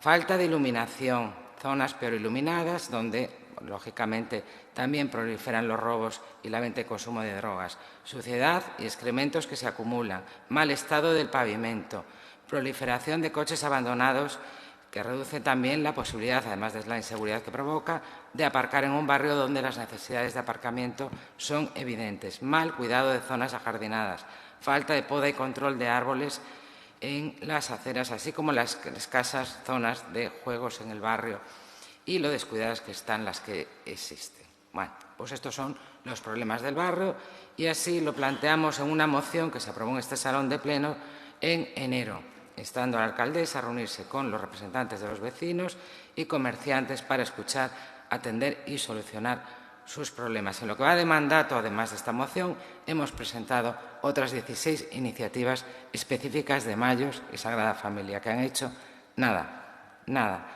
Tacharnos de alarmistas, decirles a los vecinos que no hagan ruido, que es peor. Reúnen asociaciones de toda la ciudad en el centro cívico de Osmayos para decirles que si tienen algún problema urgente les ponen ahí una pantalla, llame usted al 092 y les explican cuál es la función de la policía local, que ya la sabe todo el mundo. Y que bueno, ya tendrán más reuniones. Por favor, no les tomen más el pelo porque ya tienen bastante. Los vecinos piden que se limpie su barrio y la concejala de Medio Ambiente les culpa públicamente de la sociedad diciendo que si quieren limpio el barrio hay que comprometerse a no ensuciar. Obviamente. Está claro que hay que hacer campañas de concienciación. De momento no hemos visto ni una. Hay que llamar al 010 para depositar los objetos voluminosos, lo sabe todo el mundo, pero hay colchones y muebles por toda la ciudad que están semanas sin recogerse. Es una vergüenza que hagan declaraciones de este tipo, los vecinos no lo merecen. En cuanto a la moción, la hemos firmado porque se reiteran estas peticiones que ya hemos escrito y que hemos presentado en enero a petición de los vecinos y, bueno, a ver si el Gobierno local se pone las pilas de una vez y afronta estos problemas. No basta con votar a favor, luego hay que trabajar para hacerlo. Pero realmente lo que pretenden la Marea y el BNG es disfrazar los problemas específicos de Osmayos y Sagrada Familia, concretamente blanquear las ocupaciones ilegales que nunca reconocieron ni reconocen, o la mayor presencia policial, que es preventiva, la policía de barrio, y diluirlas en un párrafo dentro de 5 folios en los que la mayoría de las demandas, y ya lo han dicho aquí porque ni siquiera hay presupuesto y es un plan estratégico teóricamente, no se van a cumplir. Incluyen temas como modificaciones de ordenanzas, el derecho a la vivienda. Claro, todo está muy bien, pero no es nada concreto de Osmayos. Eso sí, el BNG, ante la masiva respuesta de los vecinos a las manifestaciones contra las ocupaciones y la situación de inseguridad que se vive en el barrio, anuncian rápidamente que van a proponer el resto de grupos una moción conjunta para quedar bien. Señor Jorquera, lo primero é apagar o lume. Se non se apaga o lume non hai nada que facer, está claro. Bueno, esperemos que no haya necesidad de que tengan que volver a salir a la calle porque el alcalde y el delegado del Gobierno actúen rápidamente, pero Esperemos verles, si por desgracia este problema continúa, esperamos también que el Gobierno local, que también firmó la moción, la cumpla de una vez y solucione los problemas de los Mayos y la Sagrada Familia y la mayoría comunes al resto de la ciudad. Muchas gracias. Muchas gracias, señora Gallego. Turno para o Grupo Socialista, señor Laje Tuñas. Gracias, señora alcaldesa. Bo día a todas e a todos. Bueno, en primeiro lugar, creo que o que se está a facer é suscribir conxuntamente unha declaración de intencións, o decía ben a voceira da Marea Atlántica, non? Estamos diante de propostas e de medidas e de suxerencias. O señor Jorquera poñía o acento en algúns ámbitos moi específicos, pero todos somos conscientes porque se trae hoxe aquí este tipo de iniciativa. Bueno, cada quen o enfoca dun xeito determinado. A señora Gallego pois intenta falar de todo un pouco e de facer de paso algo de crítica lóxica desde a súa posición, non? En calquera caso, creo que non podemos nin fuxir do momento que estamos a vivir, falando, bueno, pues creo que hai cuestións ás que non podemos virarlle a cara e, polo tanto, eu o primeiro que teño que decir é que me alegro que despois de moitos meses, creo que fai un ano, tuvemos un debate ao respecto das políticas que se estaban a seguir e incluso con reflexións moito máis profundas que se facían con algunha moción. No seu momento o dixen e o volvo a reiterar. Tolerancia cero coa ocupación. Tolerancia cero coa ocupación. Hai algo que é sagrado, que é o respeto á propiedade privada. A defensa clara e rotunda da propiedade privada. Artigo 33 da Constitución Española. É un concepto económico, pero é un concepto legal tamén. O dereito á propiedade privada e á herencia. É do que fala ese artigo 33. O mellor é que parece que non é moi moderno, pero que resulta que estamos diante de problemas que son moi complexos, que van moito máis alá do dereito á propiedade, pero tamén teñen que ver con isto. E non se pode chamarlle as cousas por outro nombre cando o que están vivindo algunhas persoas, pois o viven dun xeito determinado. E eu creo que hai que ser capaces de empatizar dende a política, coas reaccións das persoas. O cal non quere decir que non teñamos que asumir a responsabilidade con reflexión, sin axitar baixas pasións, populismos que desde logo non traen nada bo, pero tampouco negar a realidade. É dicir, cando hai unha ocupación, cando hai un movimento dese tipo, hai un acto delictivo. É dicir, cando se lle quere quitar unha propiedade a unha persona, estamos diante dun acto delictivo. E hai que chamarlle polo nombre. E non pasa absolutamente nada. Claro que non nos podemos quedar aí. O problema que ten o Partido Popular é que se queda en el palo e en el más palo. En esta sociedade se necesita que haxa reglas de xogo, que haxa respeto á legalidade, pero tamén se necesitan políticas públicas e coordinación entre todas as administracións. E eu creo que hai que actuar de xeito integral, dicía o señor Jorquera. Unha perspectiva integral, sen dúbida ninguna. Aquí hai moitos factores de políticas sociais, de política de vivenda, de política económica e incluso de un modelo de vida que é moito máis profundo, non só da Coruña, sino do que está a suceder. Pero iso tamén leva a reflexionar sobre o que facemos co tipo de subsidios, rendas que establecemos e cos criterios que establecemos. Claro, que cando se fala deste xeito, pois a veces non se di toda a verdade. E eu creo que é bo que a política empece a ser máis parecida ao que pensa a xente e non a intentar quedar ben. Pero nesta cidade se está actuando e se está traballando e este goberno municipal o está a facer. Está a facer todo o que pode. Pois seguramente sempre se pode facer máis. Por iso, esta carta de intencións que se pon hoxe aquí, nesta moción, está ben. Está ben sempre tomar nota de propostas diferentes ás que chegan os diferentes grupos, pero, como ben decía a señora García, despois hai que poñer recursos, hai que acordar, hai que priorizar, hai que decidir onde se fai.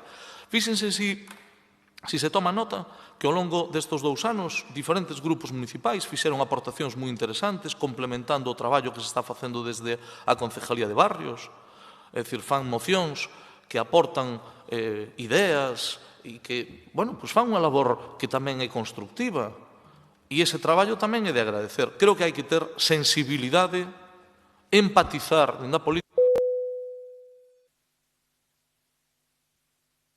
Encenda o micro, señor Laje. Que non hai é que utilizar este tipo de situacións con fins partidarios. Só quero dar un dato para rematar. Este goberno leva investido nos barrios da cidade máis de 28 millóns de euros dende que comenzou o mandato de Inés Rei como alcaldesa. Máis de 28 millóns de euros. E hai unha previsión por parte deste goberno para que ao longo do mandato, entre o ano 19 e o 23, se invistan nos barrios da cidade 87,5 millóns de euros. Polo tanto, temos que estar preocupados da realidade, pero estamos traballando e este goberno está traballando. Nada máis e moitas gracias. Moitas grazas. Pecha o debate a señora Faraldo. Bueno, escoitando a unha bancada e a outra, a unhas bancadas e a outras, empezo a dudar eu se esta moción é realmente unha moción conxunta. Pero o primeiro que estou obrigada a facer ante esta moción é explicar por que eu non estou entre os asinantes. De feito, xa é algo que tiven que facer onte e antonte. Sobre todo, cando a falta da miña asinatura na moción non foi algo que partise da miña vontade, senón dunha especie de censura. Sobre todo, cando, ademais, son veciña do barrio. O percorrido, ademais, foi moi chamativo. Un dos grupos asinantes envíame un borrador de moción vía correo electrónico, entendo que coa posibilidade de que tamén o asine. De feito, por teléfono, comento esa posibilidade e a de engadir un punto que me parece necesario, o estudo por zonas para a debida iluminación, xa que hai rúas polas que, pola noite, faise difícil transitar. Este punto foi recollido na moción final. Na mesma conversa telefónica, se me di que xa non vai haber unha moción conxunta e que a moción a vai a presentar ese grupo co que estou falando, que aceptará, ademais, a miña aportación como emenda. Cando luns me encontro cunha moción conxunta de todos os presentes neste pleno, menos eu, por deferencia, pregunto por que se me exclúe. E a explicación resulta un pouco peregrina. Eu non son un grupo municipal. Tampouco era cando fixemos unha moción conxunta en defensa do Porto promovida por ADECO, a cuyas asambleas eu asistín invitada pola propia asociación. E que os problemas os puxeron outros. Los outros de Amenábar, veume a cabeza. Por iso, aparece na miña intervención a palabra censura, porque os grupos deste pleno deciden nesta moción, como se decidiu, por exemplo, na recepción aos traballadores de Alú Ibérica, poñerme máis límites que o propio Tribunal Supremo, que di en sentencia que fixa como doutrina que as limitacións que se impón a unha concelleira non adscrita non poden afectar os seus dereitos políticos e económicos ligados ao exercicio do mandato representativo otorgado polos electores como concelleiro ou concelleira electa, porque guste ou non, eu sou unha concelleira electa. Ustedes tratan de convertir a non adscrita en poscrita, alá cada un co seu sentido da democracia, porque isto non é un desprezo a unha concelleira. Isto é un exercicio de pouca capacidade para buscar consensos, do pisoteo da palabra diálogo e do pouco que os adalides da participación creen realmente neste principio. Isto hasta ten tufo de machurilería, no que o fin é obvio: silenciar, anular, oscurecer. Unha miseria por parte de quen o propicia, pero unha cobardía tamén por parte de quen o permite. En todo caso, miña nai sempre di que chorada se sae da casa. E aquí o que menos importa neste momento son estes xogos de tronos. O que importa de verdade é dar resposta para un barrio que se sinte inseguro, no que se levantaron ventos que antes de que se convirtan en tempestades hai que darlle salidas. Esta moción é un intento positivo de plantear solucións, escoitado na voz dos que a defenden, a pesar das discrepancias que se poñen no propio pleno nunha moción conxunta. Bueno, esperemos unha vez máis que non sexan para caer en saco roto, como xa manifestaron ese sentimento algúns veciños e veciñas dos Mallos. Pola miña parte, lonxe da situación que me vin obrigada a expoñer para explicar por que non aparezo na mesma, está por riba o interés da veciñanza. E con ese espírito vou a votar indudablemente a favor. Moitas grazas, señora Faraldo. Procedemos, por tanto, á votación desta moción. Votos a favor da mesma. Moitas grazas. Queda aprobada por unanimidade. Turno para as mocións presentadas pola concelleira non adscrita, que ten unha moción a que consta... El amarillo no tenía el amarillo. No, porque esto es... Un momento, por favor. La enmienda de sustitución del PSOE y la enmienda de adición de la mayoría. No sé si llegaron a un acuerdo. A ver, constan a moción presentada por dona Isabel Faraldo Calvo 3 enmendas. Unha de sustitución do Grupo Socialista, unha de adición do Grupo Popular e unha de adición do Grupo da Marea. Pero se nos trasladou unha, digamos, transacción entre a de sustitución e adición, a de sustitución do PSOE e a de adición da Marea. Sí, vale. Entón, hai 2 enmendas, a do PP e a conxunta Marea-PSOE. Ben, señora Faraldo, ten a palabra para dicir se acepta algunha delas e para defender a moción.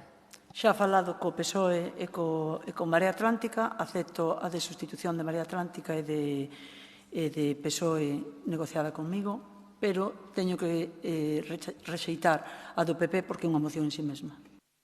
Moi ben, pois turno entón para a defensa desa moción. Bueno, digo que rexeito a do PP porque, ademais, falado cas asociacións de cotecido asociativo da zona, non me enterei de si o falaron co propio tecido e, por tanto, non estar avalada, sinto a necesidade de rexeitala. Bueno,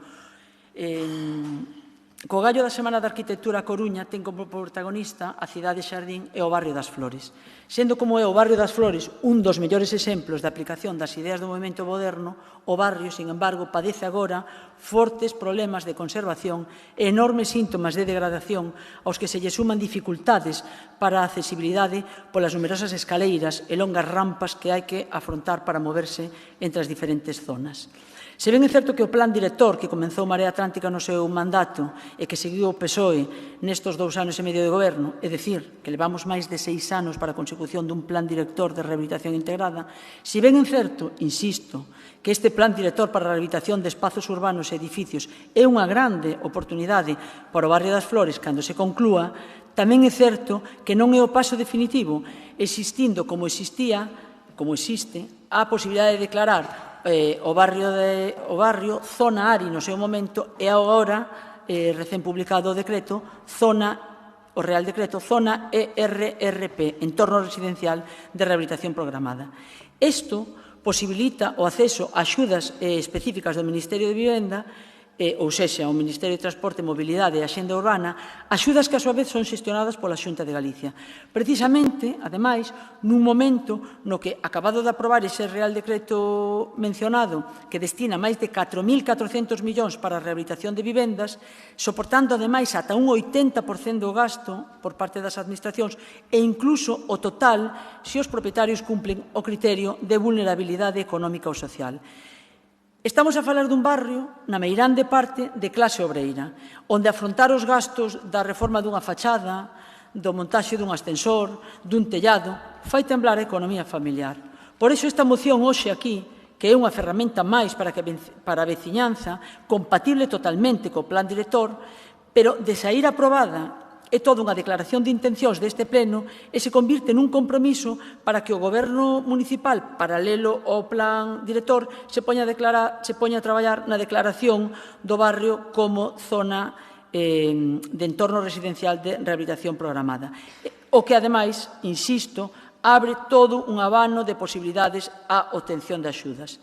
Intúo que moitos de vostedes me van a respostar coas bondades do Plan Director de Rehabilitación Integral, que planificará accións de mellora no entorno urbano, o espazo público, as vivendas e os equipamentos. Xa poño por diante que son bondades que non poño en duda. O Plan Director, como instrumento tanto estratégico como de traballo executivo, guiará as futuras intervencións de mellora urbana do barrio, pero permítaseme insistir que non é incompatible, sino todo o contrario, coa declaración de entorno residencial de rehabilitación programada. Por iso, polo ben da veciñanza do barrio das Flores, espero, confío, que hoxe aquí esta moción sexa aprobada. Grazas. Moitas grazas, señora Fanaldo. Señor Jorquera. Grazas, señora alcaldesa. Esta moción é moi semellante a que presentou o BNG no pleno do pasado mes de abril e que resultou aprobada por unanimidade. Naquela moción acordouse instar o Goberno municipal a desenvolver un plan de rehabilitación integral do barrio das Flores e a elaboralo en diálogo coa veciñanza e, entre tanto, desenvolver unha serie de actuacións que melloren no curto prazo a calidade de vida das súas veciñas e veciños. Por tanto, moitos dos argumentos, a hora de pronunciarnos sobre esta moción, son necesariamente coincidentes cos que xa expuxemos daquela. O barrio das Flores, cunha dotación de case 2.000 vivendas e máis de 4.000 habitantes, é un dos máis singulares da nosa cidade, dotado ademais dun forte sentimento de pertenza e identidade. Este barrio foi construído na década dos 60 para dar solución ás dificultades de acceso á vivenda, dividido en 5 unidades veciñais organizadas en torno a un grande corredor verde central e distintos equipamentos e espazos comunitarios. No seu momento foi un destacado exponente dun urbanismo moderno e innovador e dunha concepción social e funcional do urbanismo e da arquitectura. Porén, co paso dos anos, a falla de consideración cara ao barrio, a súa estigmatización por algúns como se fose un gueto e a falla de investimento público e de mantemento sumiron o barrio nun proceso de degradación e abandono. O barrio das Flores precisa dun plan de rehabilitación integral que o recupere e poña en valor, mellorando as súas condicións de accesibilidade e habitabilidade, rehabilitando vivendas, recuperando zonas verdes e espazos públicos e acompañando estes obxectivos doutras medidas dirixidas á súa revitalización. Sabemos, nese sentido, que o Concello contratou asistencia técnica para redactar o seu plan director, aledámonos por tanto, de que se retome este proxecto e, por iso, estamos de acordo, como propón a moción, na declaración do barrio das Flores como área de rehabilitación integral e instar ao Goberno Central e a Xunta de Galiza a destinar as axudas necesarias para a súa rehabilitación. Porén, como apuntábamos na nosa moción, en tanto iso non sexa unha realidade, son necesarias actuacións que melloren no curto prazo os servizos e a calidade dos espazos públicos e, con iso, a calidade de vida de veciñas e veciños. É un barrio, como xa dixen, con graves problemas de accesibilidade. A iso hai que sumar o déficit de mantemento de prazas, rúas, parques e xardíns, e tamén un barrio que padece unha infradotación de equipamentos. E estas necesidades teñen que ser atendidas dende xa, por moito que esteamos de acordo en que é necesaria a rehabilitación integral. Con todo, imos votar a favor da moción. Grazas. Moitas grazas, señor Jorquera. Turno para a Marea Atlántica, señor Martínez. Sí, grazas, señora Rei. Efectivamente, como xa se dixo anteriormente, o barrio das Flores, entre outras moitas razóns, está de actualidade por ser un dos dous focos da Semana da Arquitectura. Creo que está moi ben e que é unha oportunidade para coñecer o barrio e as súas orixes, pero non debemos esquecer que o tempo pasa, e o tempo pasa para os materiais e pasa tamén para as ideas. Creo que o conflito entre, chamaba Richard Sennett, construir e habitar, é dicir, entre aquelo que imagina un goberno, un arquitecto, un equipo de arquitectos, e o traballo que logo fai a vida cotiá, que facemos as persoas co lugar onde vivimos, e nos adaptamos e non nos adaptamos, e somos capaces de apropiarnos ou non, de ser felices, de que o espazo colme as nosas necesidades, pois é outra cousa. E este conflito, que eu creo que é aplicable en xeral ao urbanismo e a arquitectura, moi particularmente ás sucesivas xeracións do movimento moderno e dos seus conxuntos residenciais, puxose en escena de maneira para mí moi gráfica, moi entrañable, o outro día no propio barrio, na Igrexa da Resurrección, nunha das primeiras actividades da Semana da Arquitectura, despois dunha charla magnífica do profesor Agrasar sobre os conxuntos residenciais do movimento moderno, tomaron a voz as veciñas do barrio, non? Para, en contraste con esa análise máis teórica ou máis abstracta, estética, con todo o positivo que ten iso, poñer no primeiro plano os problemas ou as particularidades que ten vivir hoxe no barrio das Flores. Todo iso que contaron as veciñas do barrio pudémolo constatar, tocar no paseo que fixemos con elas e tamén co equipo, co profesor Agrasar e co resto do equipo da Semana da Arquitectura polo barrio. E, efectivamente, ali, ademais de ver os valores patrimoniais, arquitectónicos, indubidables que ten o barrio, algúns conxuntos residenciais máis que outros, tamén vemos os problemas.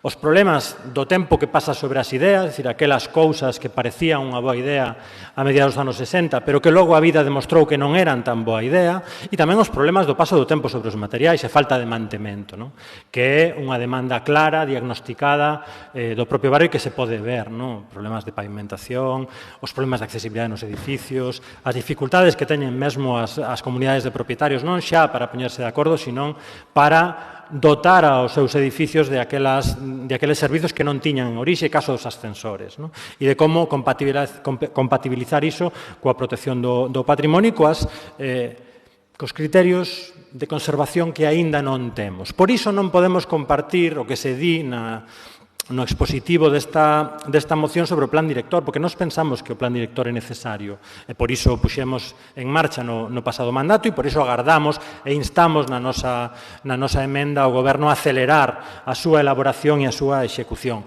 Home, somos conscientes de que un plan director non resolve todos os problemas.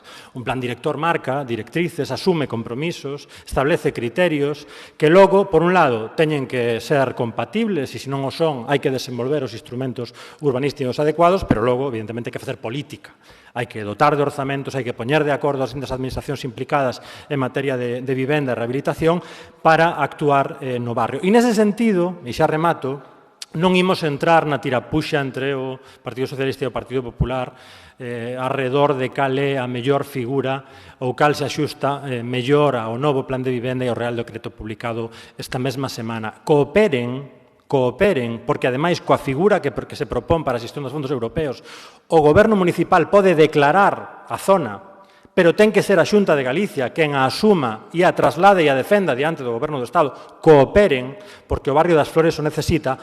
E, mentres tanto, tamén instamos ao Goberno municipal a facer aquelo para o que non necesita un plan director, como fixemos no pasado mandato, que facer obras de intervención, de mellora do espazo público urxentes no barrio. Nada máis, moitas grazas. Moitas grazas, señor Martínez. Turno para o Partido Popular. Señora Gutiérrez. Gracias, señora alcaldesa. Buenos días a todos los presentes y al Pleno y a todas las personas que nos siguen telemáticamente. Hablar del barrio de las Flores y sus necesidades empieza a ser ya un asunto bastante enojoso. No por las demandas de los residentes de este distrito, que son muchas, variadas y necesarias, sino por la absoluta omisión que de ellas hacen quienes gobiernan en este ayuntamiento. Tras más de 2 años de presentar en este Pleno una interminable lista de carencias, la respuesta ha sido nula. Mucho pasear por parte de la concejala de barrio, compromisos incumplidos por parte del concejal de urbanismo y, una vez más, las fotos oportunas, vanas promesas de acciones próximas y, finalmente, la realidad que hoy volvemos a confirmar, la ficción de acciones sobre un barrio que no existe para los gobernantes de este concello.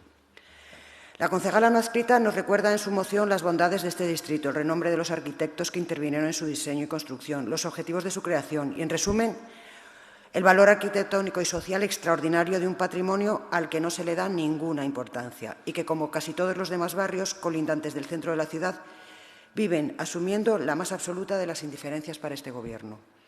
Un barrio que desde hace años padece serios problemas de conservación, de accesibilidad por las numerosas escaleras que lo recorren y de degradación arquitectónica, probablemente ya detectados y diagnosticados por el Grupo Municipal PP durante su mandato y cuya información desechó la marea, que fue incapaz de ejecutar ningún proyecto durante sus 4 años de Gobierno. Y así nos encontramos hoy, en medio de un proceso de diseño de un plan director para el barrio, que no va a hacer más que confirmar la información de la que ya se dispone y que pasados más de 2 años de gobierno no se ha empleado para ejercer ninguna acción. Este plan no deja de ser un simulacro de acción estratégica para volver a recabar la misma información de carencias ya conocidas, pero agravadas por el paso del tiempo. Solicita a la señora Faraldo en su moción declarar esta zona como zona ARI, con lo que nosotros no podemos estar más de acuerdo. Tal es así que nos preguntamos cómo un concello como A Coruña se puede permitir el lujo de tener paralizadas desde urbanismo las solicitudes anuales de este tipo de programas durante 3 años. Y lo hemos hecho en forma de pregunta oral que se trasladará en la intervención correspondiente, porque esta situación impide a la ciudad disfrutar de los fondos tramitados y otorgados por la Xunta por un valor de 10,2 millones de euros, más las aportaciones complementarias del Estado. No solo el barrio de Las Flores sufre importantes carencias en sus condiciones de habitabilidad y degradación. Igualmente ocurre con un número nada despreciable de barrios que podrían sumarse al colapso que tan difícil le resulta de gestionar esta concejalía. Eso sí, deberían agilizar tal gestión, ya que el Gobierno del Estado prevé eliminar los ARI del Plan Estatal de Vivienda. En resumen, no podemos más que esperar que se cumplan los plazos previstos en el Plan Director y en el verano del 2022 dispongamos ya de un documento serio para que a la mayor brevedad se proceda a su ejecución y que se solventen los problemas de gestión interna para poder acceder a los programas de ayuda para la rehabilitación integral. Por este motivo vamos a votar a favor de la moción y hemos presentado una enmienda porque creemos que hay actuaciones repetidamente solicitadas y de cierta urgencia por las que no se precisa esperar a un plan director. Por otro lado, no tenga duda, señora Faraldo, que el contenido de nuestra enmienda está absolutamente contrastado con el tejido, porque no solemos traer aquí cosas que nos inventemos. Gracias. Hasta luego. Moitas grazas, señora Gutiérrez. Señor Díaz Villoslada, para pechar o debate. Sí, ben, a priori, unha vez que a señora Faraldo, titular da iniciativa da moción, pois acepta esta transacción entre o noso grupo e a Marea Atlántica, eu creo que é un bo acordo para chegar a un punto de encontro en este interese por abordar as problemáticas do barrio das Flores. O barrio das Flores que, como todos sabemos, no traballo que se fixo conxuntamente coa Escola de Arquitectura, escolleuse este ano no seu 50 prácticamente aniversario da súa creación, xunto aos 100 anos do inicio da cidade de Xardín, con actividades que levaban o foco ao propio barrio nestes días, tanto os traballos do profesor Agrasar como as conferencias do profesor Sambricio, que tratan de acreditar como é un barrio que ten, por unha parte, un gran descoñecemento por parte da cidade, pero por outra banda ten un alto valor na historia da arquitectura e na arquitectura, de feito, chegou a ser casi paradigma do movimento moderno e do funcionalismo predominante naquel momento. E é certo, e os poñeron os grupos municipais anteriores, que esta configuración urbana do barrio das Flores, nas súas distintas unidades veciñais de 400 vivendas, é un claro e recoñecible perfil urbano que xerou, como decía, creo que o señor Jorquera, unha notable identidade dos seus residentes. Sin embargo, sabemos que a súa configuración urbanística, a súa topografía, a propia evolución da poboación ou a transformación das infraestructuras viarias que o circundan e a aparición deron lugar á aparición de significativas problemáticas que deben ser abordadas dun xeito integral. Que se aborden dun xeito integral é o motivo polo que está en marcha, está en execución xa o Plan Director de Rehabilitación Integrada do Barrio das Flores. Ten varias etapas de traballo, está rematando esa etapa de diagnose e de análise para formular un proxecto estratégico que, además, lóxicamente, se traballará mediante consulta e participación pública no propio barrio. Ten 8 obxectivos, basicamente, por lembralos, porque son relevantes desde unha perspectiva de rehabilitación integrada, como son a renovación e a mellora do parque de vivendas, a mellora da eficiencia enerxética, a mellora do espacio público e do entorno urbano. Por certo, poucos barrios da cidade teñen unha conformación de espacios públicos como ten o barrio das Flores. En cuarto lugar, a dinamización económica e revitalización do barrio, a mellora da calidade de vida e a cohesión social, a mellora do metabolismo urbano do barrio, a revalorización do patrimonio arquitectónico e cultural e a implantación de modelos de gobernanza dentro do barrio. E o que sí é certo é que a elaboración dun plan director ou de calquer instrumento de ordenación das actuacións que se teñen que levar adiante non pode ser incompatible ou non pode impedir actuacións necesarias de conservación ou de mantemento como se solicita na moción presentada pola Marea Atlántica ou como acaba de subliñar a propia señora Gutiérrez. Pero é certo que estamos tratando ou levando adiante algunhas desas obras de mantemento e temos que intensificalas. Acabamos de rematar unha rampa que mellora a accesibilidade na Rúa Pinos. Estamos a punto de poñer en marcha outra a mellora de accesibilidade na Rúa Castaños. Vimos de renovar o parque infantil. Está encargada unha renovación tamén na Rúa Fresnos ou levamos adiante toda esta planificación de plan director que tamén supoñe un investimento no barrio.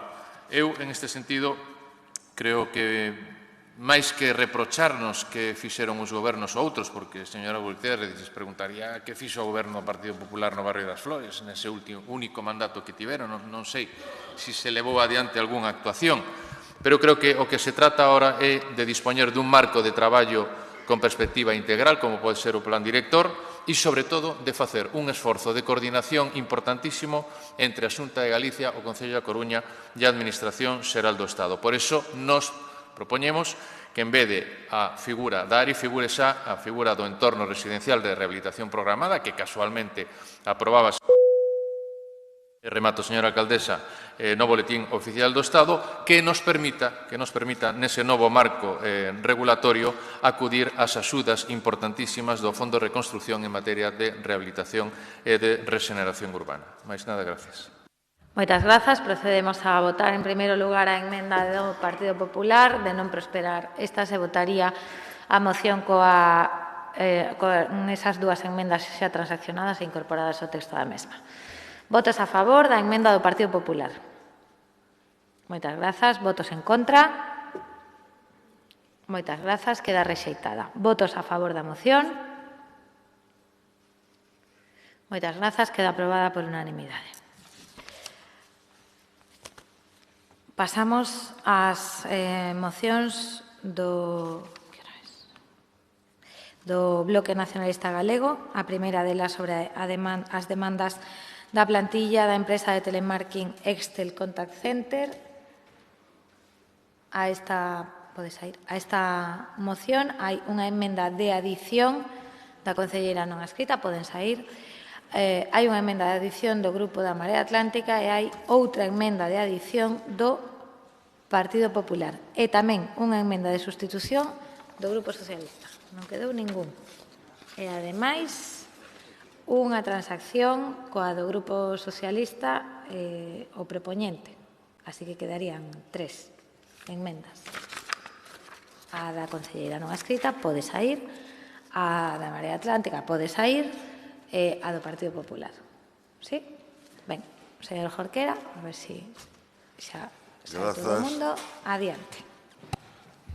Grazas. En primeiro lugar, quero saudar a representación das persoas traballadoras deste Contact Center e aclarar que esta moción non é autoría do BNG, senón que na mesma asumimos as reivindicacións e as demandas que o cadro de persoal da antiga Estel, que presta servizos de telemarketing para terceiras empresas, nomeadamente para Telefónica Movistar, trasladou ao noso grupo e a outros grupos municipais. Digo a antiga Estel porque a última novidade, que a empresa agora se chama Abai Group, quizá porque o nome de Estel estaba asociado a situacións demasiado conflictivas, pero non abonda con cambiar de nome, hai que cambiar de prácticas. Digo isto porque as cuestións que se suscitan nesta moción non son novas. Xa no anterior mandato, en decembro de 2015, o Pleno do Concello da Coruña aprobou por unanimidade unha moción de apoio e solidariedade cos traballadores e traballadoras de Estel. O problema é que, lonxe de correxirse a situación que motivara o apoio unánime a aquela moción, a destrucción de postos de traballo, a súa deslocalización, a precarización das condicións laborais, son prácticas que van a máis. E sería bo que todos asumísemos que as demandas do cadro de persoal da antiga Estel van alén dunha reivindicación sindical. A semana pasada, por exemplo, a alcaldesa e as voceiras e voceiros dos grupos municipais reunímonos co Comité de Empresa de Aula Ibérica, unha empresa que corre o risco de pechar se non se toman decisións urxentes.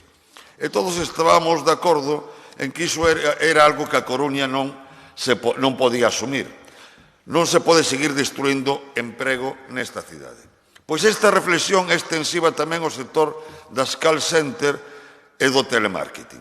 Un sector que daba emprego a milleiros de persoas na Coruña, pero que está sufrindo as consecuencias das deslocalizacións e da precarización practicada polas empresas. O resultado é a masiva destrucción de emprego e a implantación dunhas condicións de traballo que atentan contra a dignidade e os dereitos máis elementais dos traballadores.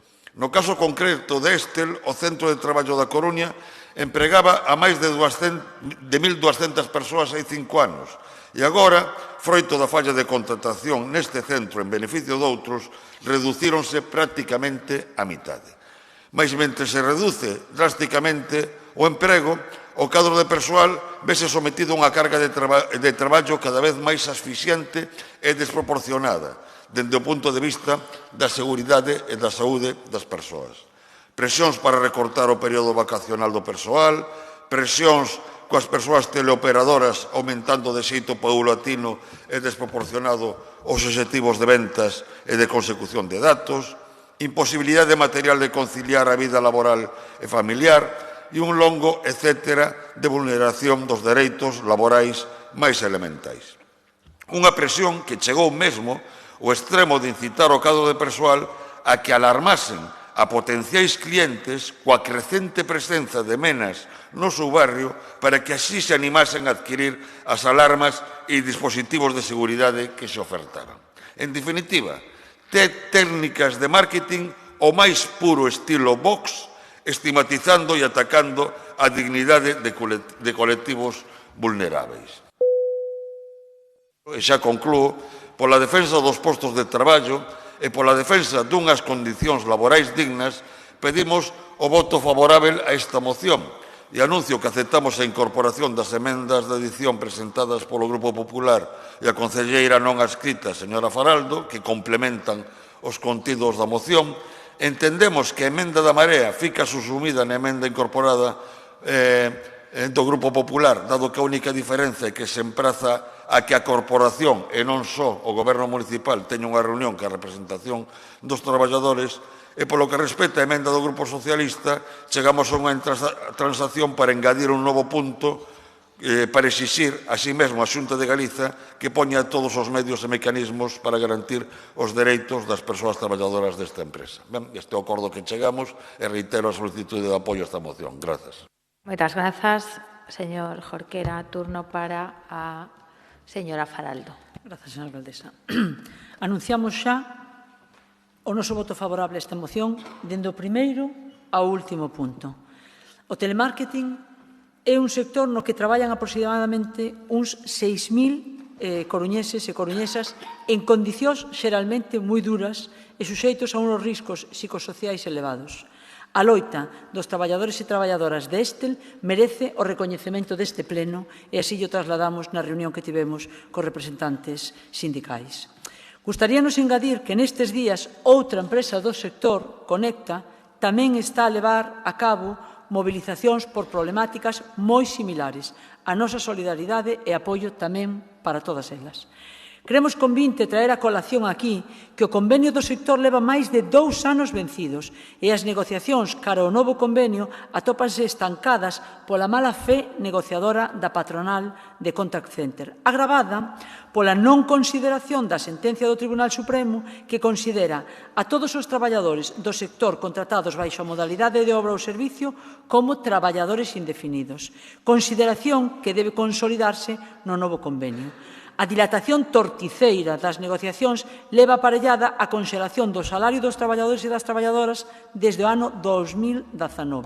Outra cuestión do bloqueo é a compensación de gastos polo teletraballo, mentras a patronal ofrece 18 euros mensuais e a parte social pide 55. Coa luz disparada, moitos traballadores e traballadoras están asumindo dos seus bolsillos uns costes impropios. A lei de teletraballo aprobada en plena pandemia remite á negociación colectiva esta compensación e a patronal segue bloqueando as mesas precisamente para evitar estas melloras. Desde a Dirección Xeral do Ministerio de Traballo xa se instou a patronal para encarar as negociacións con maior celeridade e con maior vontade de chegar a un acordo. Desde o Concello da Coruña debemos empuxar no que poidamos para mellorar as condicións do traballo do sector. Non só polo seu xa mencionado carácter estratéxico no tecido social local, sino porque, ademais, os servicios como o teléfono de atención cidadá municipal son xestionados por unha empresa do sector. As persoas que son a voz do Concello ante a cidadanía ríxense por ese convenio de telemarketing bloqueado e merecen unhas condicións tamén laborais dignas e xustas.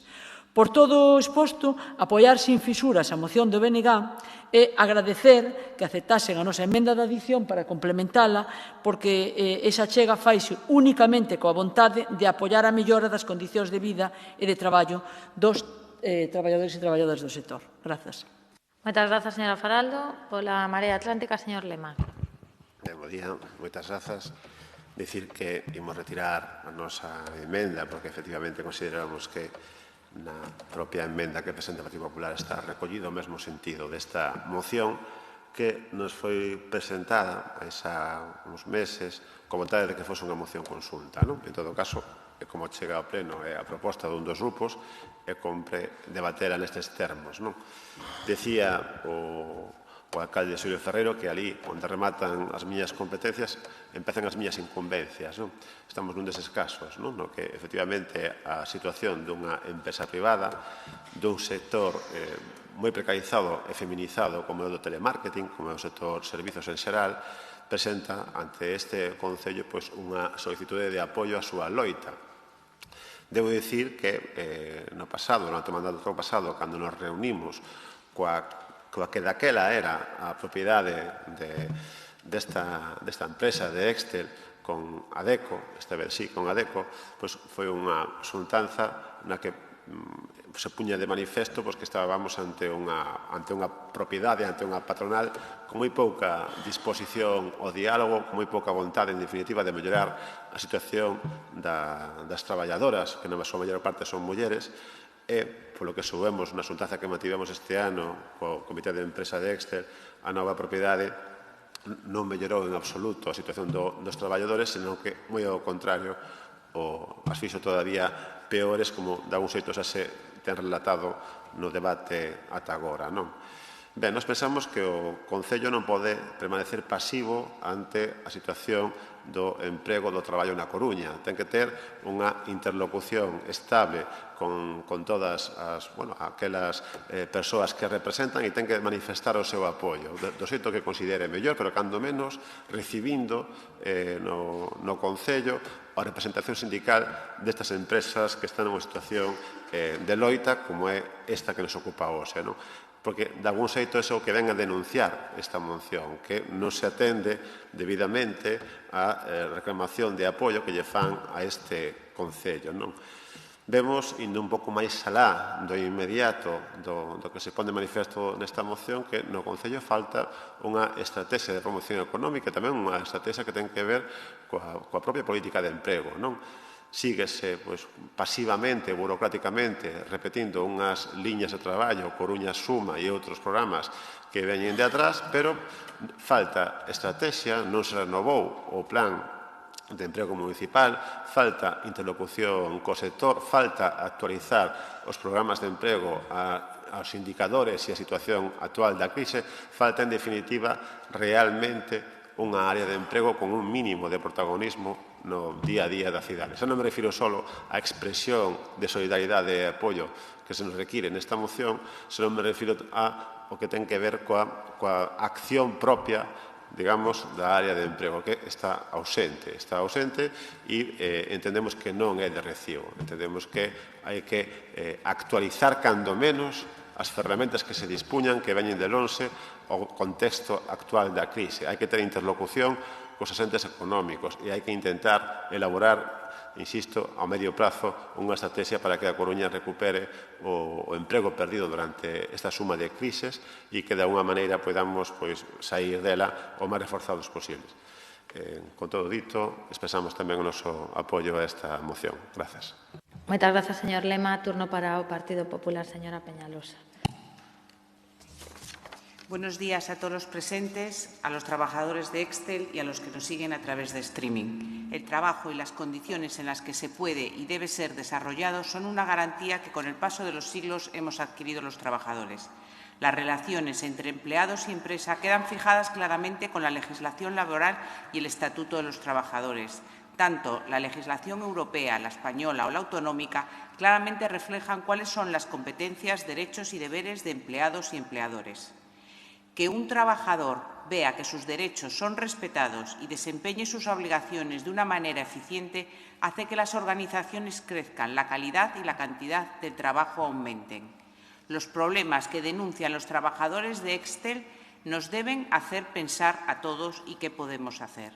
Pensar y hablar en un tono más alto que últimamente este Gobierno local nos tiene acostumbrados. Debería ser lo primero que saliera de este pleno, aunque parece bastante difícil de conseguir. Después de la reunión que mantuvimos todos los grupos de esta corporación con el comité de otra empresa coruñesa que está en serios apuros y a los que la señora Rey prometió ayuda, no ha sido capaz de redactar una carta contundente. No solo eso, es que no ha sido capaz de redactar ninguna carta que exija al Gobierno de España que desarrolle políticas que no protejan el empleo de esta ciudad. Me imagino que aumentar el tono para el Gobierno de Inés Rey es casi imperceptible, sobre todo para los que estamos viendo cómo el trabajo en sectores diferentes al sector servicios cada vez escasea más en esta ciudad. Cuando tenemos un Gobierno tan alejado del empleo como el de la señora Rey, es fácil que no vea lo que se está pasando. Señor Lema, ¿cómo no van a faltar cosas si el responsable del área tiene como quinta actividad la protección del empleo, después de educación, memoria histórica, innovación e industria? Eso ya dice bastante. Para Inés Rey, el empleo de los coruñeses no es importante, o si lo es, solo se lo ha susurrado en esas reuniones y llamadas clandestinas que solo sabe el señor Laje, pero que nadie ha visto ningún fruto. Porque hablar por hablar y reunirse por reunirse, como le dijeron a los trabajadores de Alu Ibérica, no creo que sea un objetivo para nadie eficiente. La verdad es que algunos deberían pensar qué están haciendo para que A Coruña no vea desaparecer su tejido industrial y empresarial. Olvidarse de los trabajadores en estos momentos post-COVID parece ser que es parte del ADN socialista. No sé si porque están metidos en redecillas internas o porque simplemente los trabajadores de Alu Ibérica, de Gamesa, de Alcoa, de Aspontes, de Meirama, de Ence, de Navantia, no les importan. Cada decisión del Gobierno socialista del Estado supone pérdida de miles de empleos en nuestra comunidad, 16.000 en estas empresas. Señor Jorquera, se lo dijo recientemente el presidente Feijóo en el Parlamento a su líder, Ana Pontón. Los responsables de la situación industrial de Galicia, que afecta a 16.000 empleos, son el PSOE y el BNG por este orden. Las decisiones que ponen en riesgo 16.000 puestos de trabajo son decisiones del Gobierno central. Solo hay un problema, y es que el BNG gobierna con el partido del Gobierno central. No se puede sorber y soplar. O defiendan la industria de Galicia o gobiernen con el PSOE, pero decídanse. Miren, es muy fácil aprobar incluso prometer elaborar cartas, pero vemos que no es tan fácil para el Gobierno del Estado pensar cómo evitar que esto siga ocurriendo, ni para el Gobierno municipal pensar cuál es la ciudad que queremos tener. Por todo ello, y porque estamos a favor de un trabajo en condiciones laborales justas, apoyaremos la moción. Muchas gracias. Muchas gracias, señora Peñalosa. Señor Celemín. Muchas gracias, señora alcaldesa. Buenos días a todas y a todos. Señora Peñalosa, es usted igual que Robin Hood. Se pone Robin Hood, aquel que disparaba flechas a todo el mundo. Y entonces se pone usted a criticar a todo lo que tiene delante sin usted hacer un pequeño examen de conciencia. Mire usted, las competencias en empleo y en industria las tiene la Xunta de Galicia. Y todos los problemas que no resuelve la Xunta, ustedes se los trasladan al Estado, a los partidos políticos, a la alcaldesa de esta ciudad, incluso algún día lo harán y se lo dirá que los ciudadanos también tienen la culpa. Pues no, no es así. Mire, Estel, que fue constituida en 1991, ha formado parte del Grupo ADECO hasta mayo de 2020, que fue adquirida por el Grupo ABAI. Tiene como objeto social, como usted sabe, la prestación de servicios de gestión externalizada de contact center, atención telefónica, cualificación de bases de datos, campañas de telemarketing, concentración de visitas comerciales, etcétera, etcétera. Estel configura los servicios gran público de Telefónica de modo paralelo a la organización territorial del Grupo Telefónica en España. Su matriz, ABAI Group, resultó también adjudicataria del primer contrato licitado por la Xunta de Galicia, la gestión de un sistema estable de rastreo de casos y contactos positivos por el COVID-19. El contrato licitado por el Servicio Galego de Salud, Sergas, establece un coste total estimado por el servicio de 13,8 millones de euros anuales. ABAI Group opera en este servicio a través de su empresa subsidiaria Estel. O sea que a ver qué es lo que contrata y a quién contrata la Xunta de Galicia. La empresa ha sufrido a lo largo de estos años importantes recortes en su plantilla, hasta que poco más de 600 trabajadores y trabajadoras actuales en su sede de A Coruña, que día a día sufren el endurecimiento de sus condiciones laborales, recortes en sus derechos y aumentos en los objetivos. Por ello, nos sumamos a la moción del BNG e instamos a la Xunta de Galicia, como contratante de la empresa ABAI Group, a expresar su solidaridad con los trabajadores de Estel Coruña ante las deplorables condiciones laborables en que se encuentran, habida cuenta de que están realizando un servicio público y apoyamos todas sus demandas. Nada más. Muchas gracias. Moitas grazas, señor Celemín. Entendo, señor Jorquera, que aceptou as enmendas presentadas que a Marea retira a súa por ser similar á do Partido Popular. Polo tanto, haberá unha única votación que será a favor da moción. Ou en contra, vamos. Votos a favor da mesma. Moitas grazas a todos. Queda aprobada por unanimidade, sendo as 12:20. Se lles parece, facemos agora a pausa para ventilar e tamén para acompañar os traballadores de Alcoa. Retomamos ás 12:45 minutos. Moitas grazas.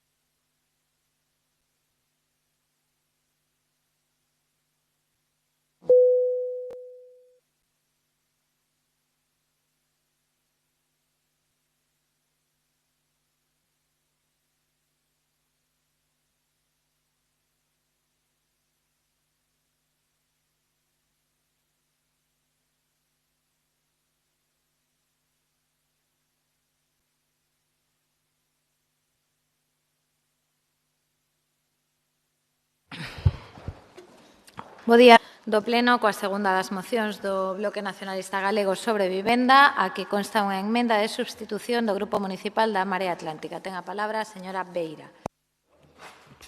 Si, ainda que unha emenda de sustitución ten engadidos e ten partes de sustitución. Vale. O sea, non sustitúe a totalidade da parte resolutiva. Ben, quixera empezar esta intervención miña para darlles un truco, non sei se para rir ou para chorar, escollan vostedes o que queren facer en según que momentos. E é o seguinte truco.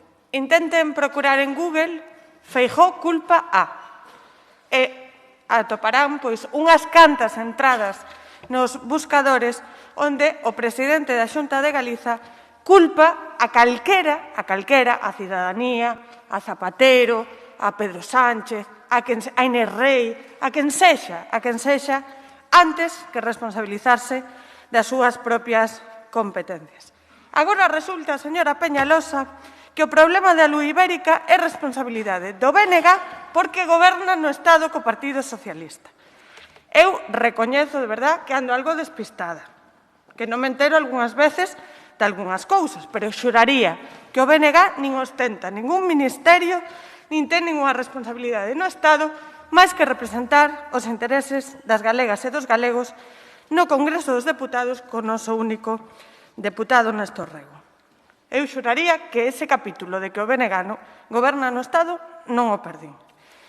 Pero saben quen si goberna e ten competencias sobre industria, competencias exclusivas recollidas no Estatuto de Autonomía sobre industria e sobre vivenda, da que falarei agora? Pois mire, ten competencias exclusivas un goberno liderado por un señor que logo de 10 anos gobernando nunha campaña electoral dixo que se el fose presidente e se gañase o Partido Popular as eleccións galegas en 2019, solucionaría o problema da Alcoa. Ese señor chamase Alberto Núñez Feijóo.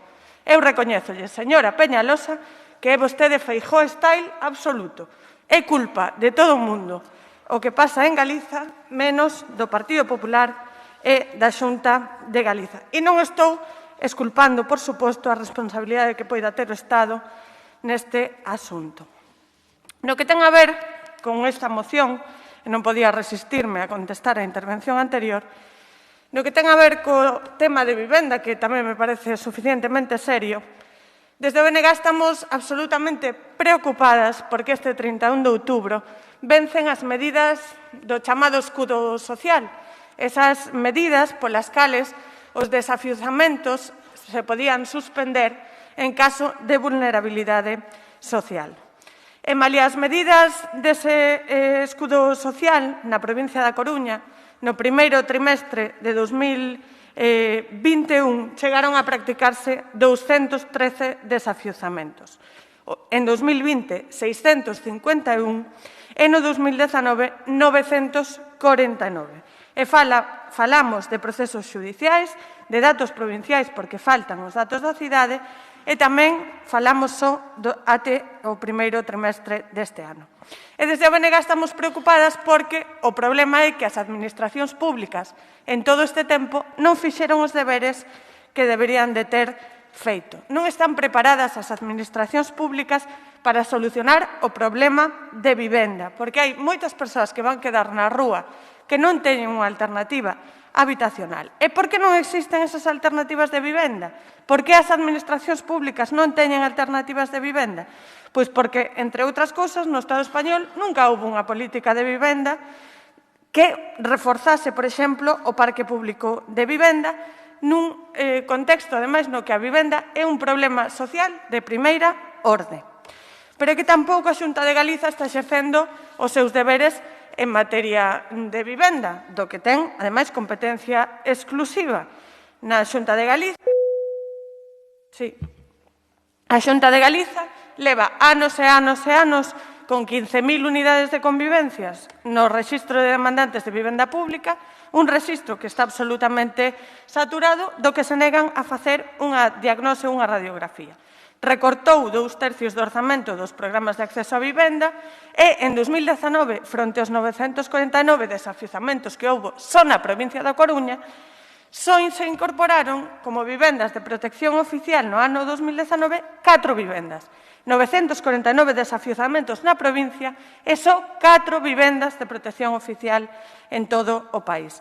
O novo plan de vivenda da Xunta de Galiza non recolle en canto se ten pensado o Goberno galego aumentar o parque público de vivenda protegida e as únicas iniciativas que impulsa o Goberno galego están pensadas en subvencionar a adquisición de vivendas, en ningún caso de impulsar un parque público de vivenda en aluguer. Non está tomando, como digo, o Goberno galego a iniciativa, pero tamén no ámbito local estamos preocupadas por, e remato xa, porque entendemos que os servizos sociais, que EMUSA, debe adiantarse ás situacións que se van dar a partir do 31 de outubro, cando remate este escudo social, traballando coas familias cuxos despexos foron paralizados, pero tamén aumentando o parque público de vivenda. Reiteramos a cuestión da Sareb, reiteramos esa petición de que sexan transferidos eses bens que foron rescatados con cartos públicos, ampliación do parque público de vivendas en réxime de aluguer. Ten que rematar, señora Veiga. E remato, a regulación dos prezos do mercado do aluguer tamén hai que intervila e tamén as condicións abusivas en que moitas veces se ofrecen os alugueres. Moitas grazas, señora Faraldo, seu turno. O noso partido coñece ben o contido da proposición de lei de garantía do dereito a vivenda digna e adecuada a que se fai referencia nesta moción e que ven a rexistrar hai apenas unha semana no Congreso dos Diputados por parte das organizacións da sociedade civil, políticas e sindicais. Fumos un dos férreos defensores e, por suposto, unha das organizacións políticas asinantes. Semana para sentirnos orgullosas ao falar de vivenda, porque o traballo de tensión, insistencia e cordura levado a cabo por Unidas Podemos no Goberno de coalición, unha vez máis, dá seus froitos. Por primeira vez na historia do noso país teremos unha lei de vivenda estatal. Isto supón un cambio de paradigma, mirando a vivenda como un dereito que é frente a un valor de mercado puro e duro. Descenso regulado dos precios de alugueiros, facilitando a mocidade a súa emancipación, grandes propietarios, máis de 10 vivendas, obrigados por lei a baixada do precio do alugueiro e retirada dos privilexios fiscais, incentivos fiscais para propietarios e propietarias de menos de 10 vivendas por baixar o precio do alugueiro que estará conxelado, suspéndense os desafiuzamentos sin alternativa habitacional de persoas en situación de vulnerabilidade que conten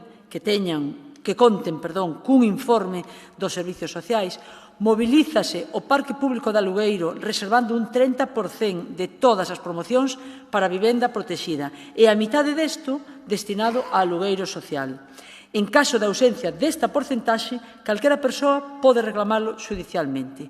Imposto a vivenda baleira cunha recarga do IBE de ata o 150% para aplicar aos concellos sobre inmobles que leven 2 anos baleiros sin causa xustificada. Un país perfecto? Non, pero sí un país mellor. Agora, ten o Concello a responsabilidade de facer algunhas das medidas sobre as que ten competencias, amosando que está á altura da lei aprobada. Cabe pedir o mesmo á Xunta de Feijóo, para garantir o dereito á vivenda e cambiar o rumbo das políticas que levou a cabo nesta materia, e pensar na cidadanía, pois Feijóo xa fixo declaraciones que fan sospeitar da súa sibilina insumisión. En definitiva, é un punto de partida histórico que protexerá o dereito a unha vivenda digna de toda a cidadanía, marcando un novo rumbo. Só hai que ver as reaccións que se deron nas últimas horas por parte da dereita española para entender a trascendencia do traballo do Goberno de coalición traccionado por Unidas Podemos.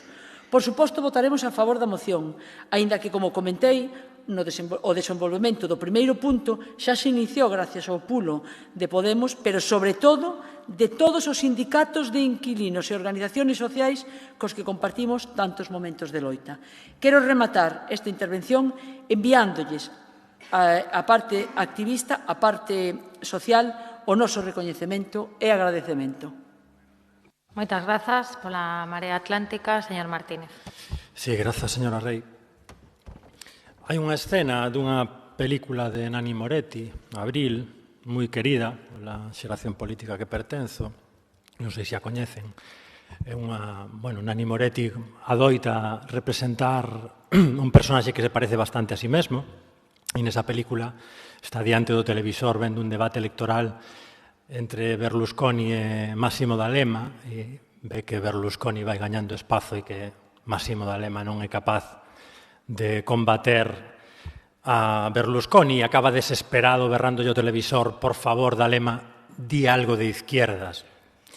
Venme a cabeza moitas veces, por iso é unha escena querida pola nosa xeración política, venme a cabeza outra vez esta semana. Nos pasa algo parecido que lle pasaba a Moretti co goberno de coalición, cunha diferenza. Creo que o goberno de coalición de vez en cando di cousas de esquerdas, o problema é que non as fai.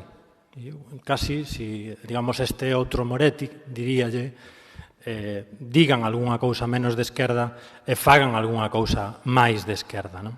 Non é só porque cremos que a sociedade o necesita e que os problemas o necesita, sino tamén porque é unha boa maneira de non frustrar expectativas. Nos percibimos un crecente abismo entre aquelo que se di, aquelo de facer historia todos os días, e o que realmente se fai. Lembremos a secuencia. Hai un ano, como condición para aprobar os orzamentos xerais do Estado, se ían regular os alugueres, finalmente non se regulan, se promete a cambio aprobar unha lei que sí que os vai regular no prazo, quero recordar que 2 ou 3 meses, non se aproba esa lei de vivenda, transcorre un ano, volve chegar outra negociación orzamentaria e outra vez se salva o escollo da negociación orzamentaria cun anuncio. Porque o que temos agora, agás para o Partido Popular, que xa visualiza a lei, e xa a vai recorrer no Constitucional, xa vai chamar aos seus gobernos de todo locais e autonómicos a desobedecer esa lei, pero esa lei non existe. Non hai lei de vivenda. Non hai lei de vivenda. A ver se deixamos de discutir sobre unha lei que non existe. Polo contrario, lamentablemente, o que sí existen son os problemas gravísimos de acceso a vivenda en condicións dignas neste país. Tamén na cidade da Coruña. E de aí a modificación, a proposta de redacción alternativa que lle facemos a esta moción que compartimos e que nos parece oportuna, pero que pensamos recollendo, por outro lado, o sentir das organizacións que impulsaron esa iniciativa legislativa popular, por decirlo de alguna maneira, sindicatos de inquilinas, plataforma de afectadas pola hipoteca e outras organizacións sociais, que xa nas primeiras 24 horas despois de coñecer a través dos medios de comunicación o teor do acordo, non lei, do acordo co que se salvaba a negociación orzamentaria, xa dixeron claramente que é insuficiente, que está moi lonxe do proposto nesa iniciativa e que contén mesmo medidas que van ser contradictorias cos obxectivos que se perseguen, como é o caso do bono de 250 euros que probablemente acabe mermando a capacidade doutras das medidas anunciadas, non convertidas aínda en lei, que se anunciaron.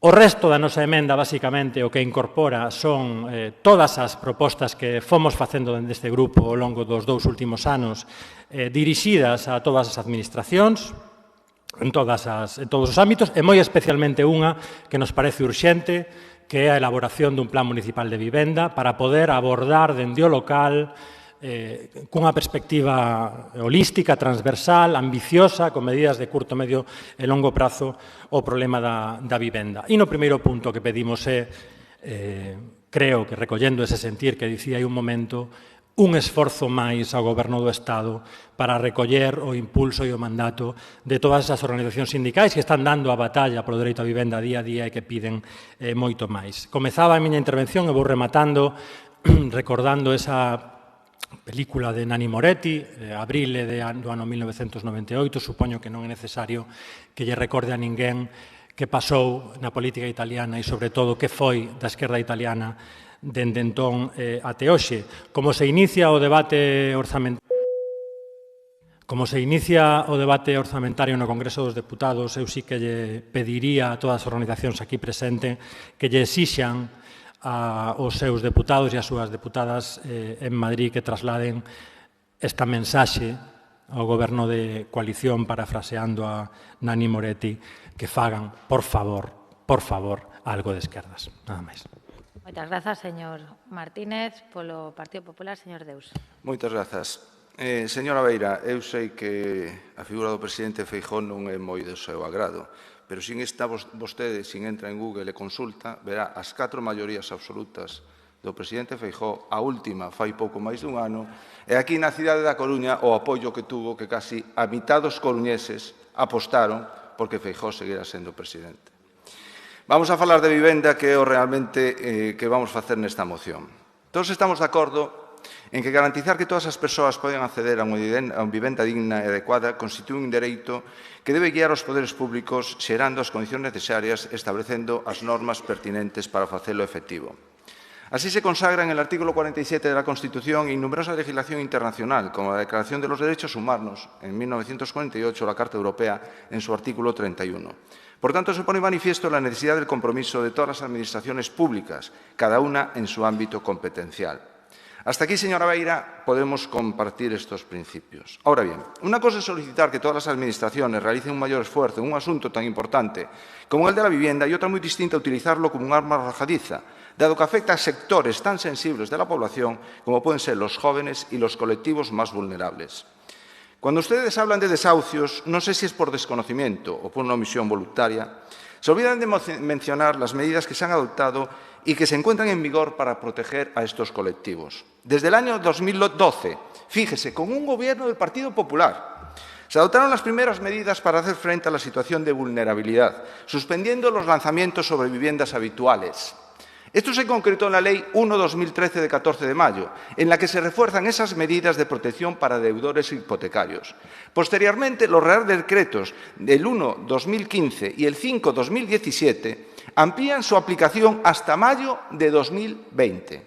En la actualidad, el Real Decreto Ley 6/2020 amplía otros 4 años más, hasta 2024, los contenidos de la Ley de 2013 del Partido Popular.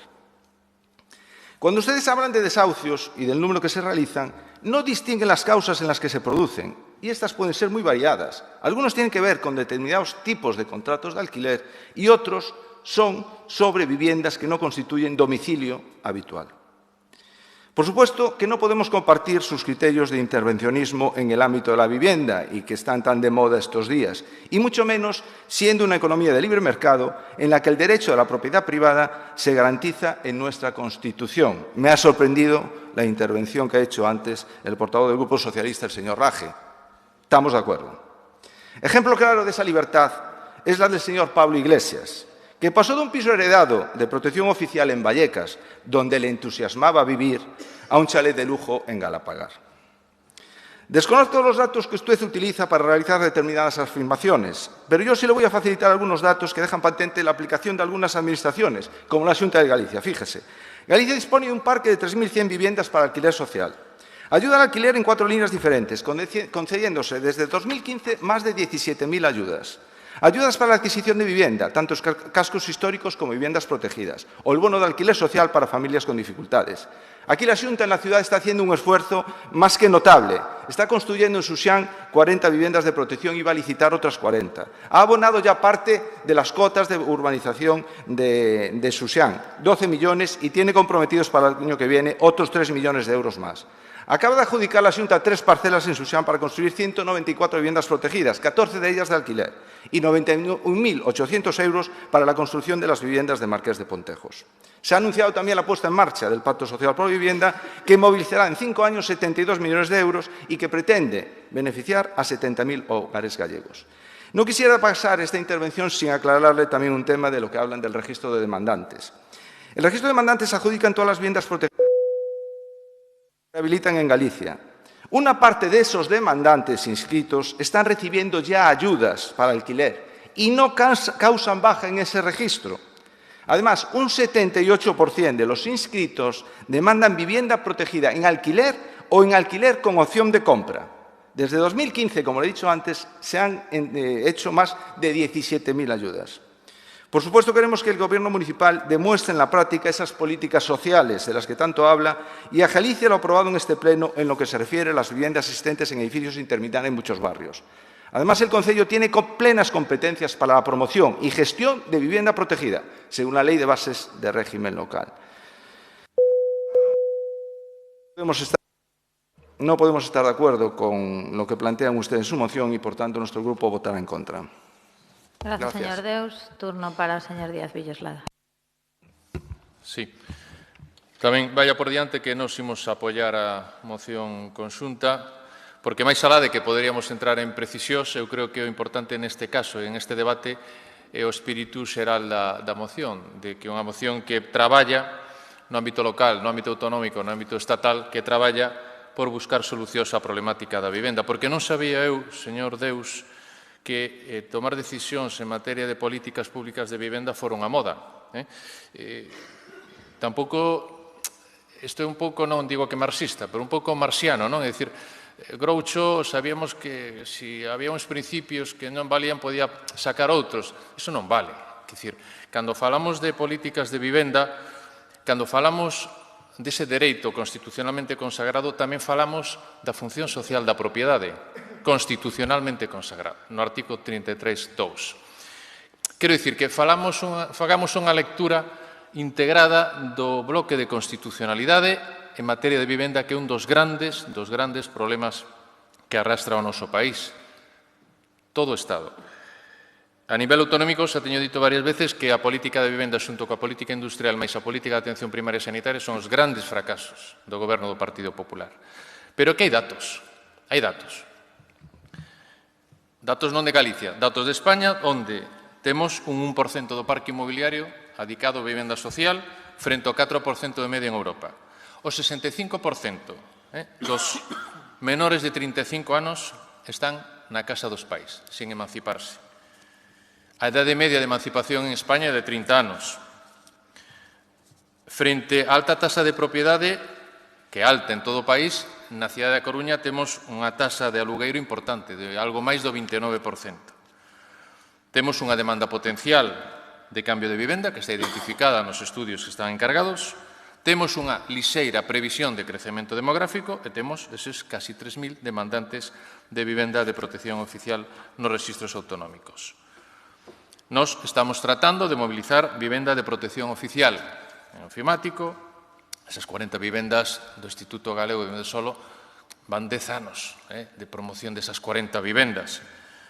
En Someso e próximamente en San Pedro de Bisma. Pero a política de vivenda de protección oficial non sei se non é suficiente, pero se ten demostrado como que non sirve para garantir ese dereito á vivenda. Xa sabemos, porque teño dito en moitas ocasións, porque son os datos que están publicados oficialmente, que Galicia, no período 2011-2019, foi, xunto con Melilla e Baleares, a última comunidade autónoma en promoción de vivenda de protección. O 9%, nada máis, do conxunto do parque construído frente ao 27% da media de España, o 38% de Euskadi ou o 26% de Asturias. Ante esta situación, eu creo que debemos celebrar dunha forma categórica o acordo acadado no marco do debate orzamentario dos orzamentos aéreos do Estado en materia de vivenda. Creo que por primeira vez, casi nesta etapa democrática, se vai a cometer política pública de vivenda. Salvo que consideremos política pública de vivenda a liberación absoluta do solo, como fixeron no goberno de Aznar, e como agora anuncia que van facer incumprindo xa unha lei aínda non aprobada e que aínda ten que pasar polo trámite parlamentario. Sinceramente, as políticas de vivenda e protección oficial se teñen demostrado como inservibles. Temos que ir a un parque público de vivenda de alugueiro importantísimo, igual que Gran Bretaña, igual que Países Baixos, igual que Alemania, igual que Austria. Temos que ir a políticas de intervención pública importantes en materia de vivenda de alugueiro. Regular os precios de alugueiro para grandes propietarios non creo que poda ser tildado de moda ou de anatema. Incentivar os pequenos propietarios de forma fiscal para a contención dos precios das rendas é outra política importante.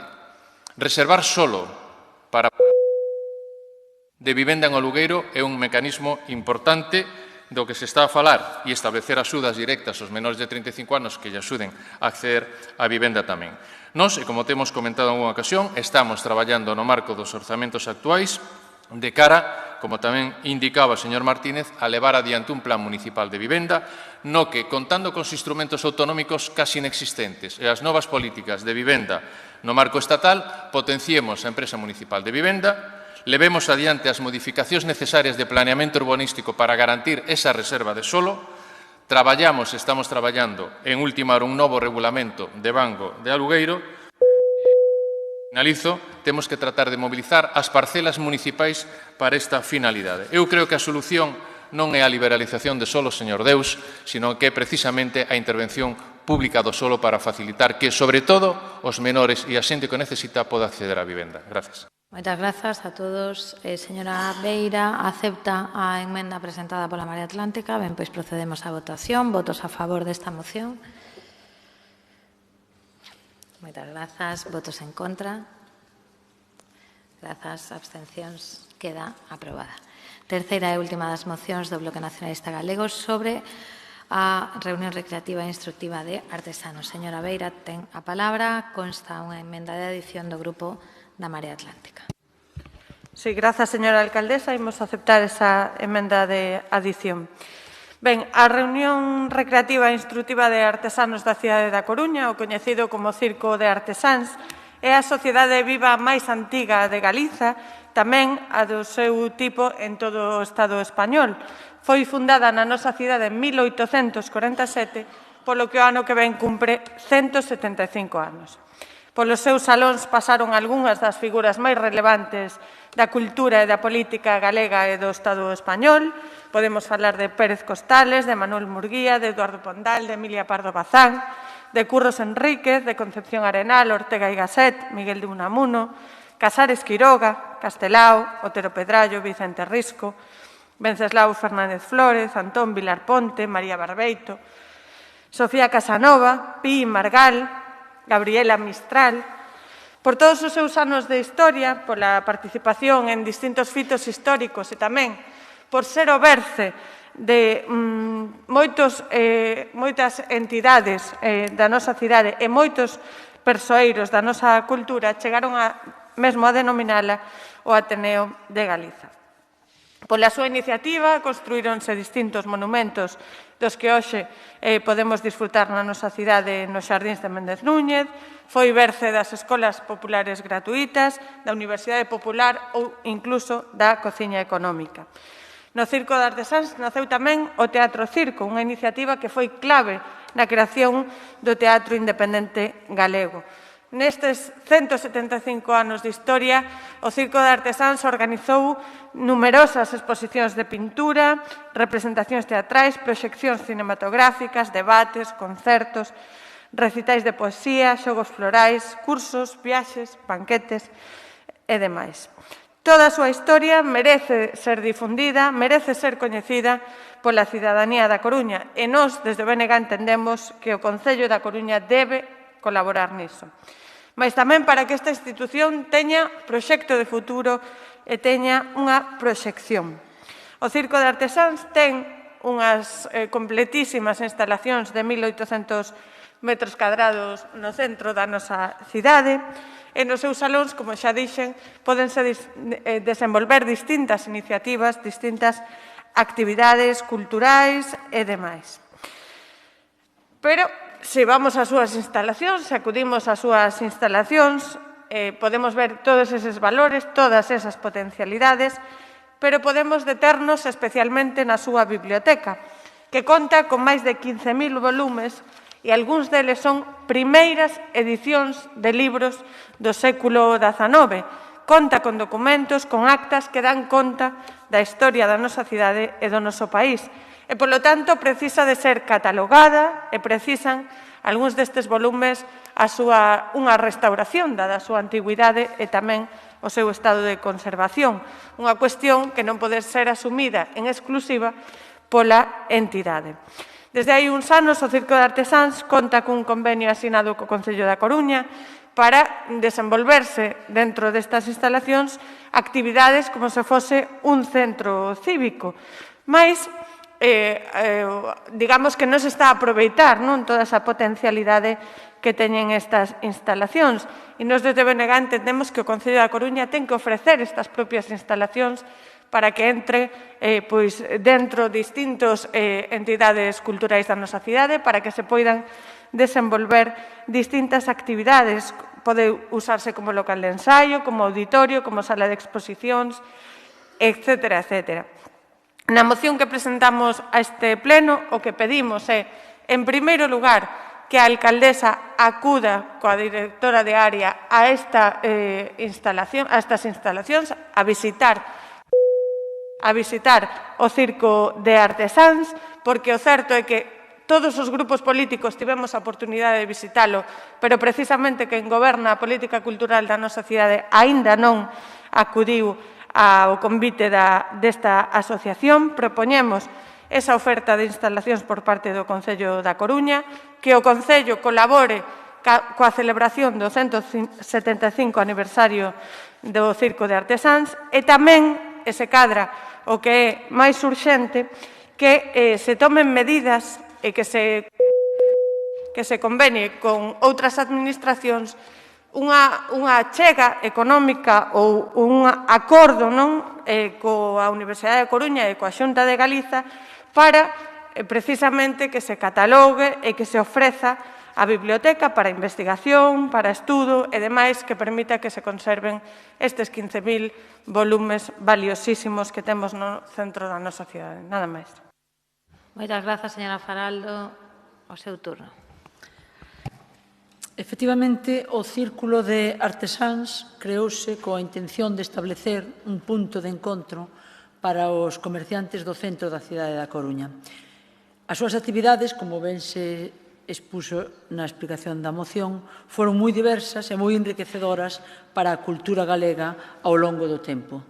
Toda unha historia da cidade. A sede trasladouse varias veces, pasando dos locais en Juana de Vega a un café na Rúa Real e, finalmente, en 1895, a San Andrés, ao local ocupado anteriormente pola Tertulia da Confianza, a máis antiga das sociedades coruñesas xa disolta naquel ano.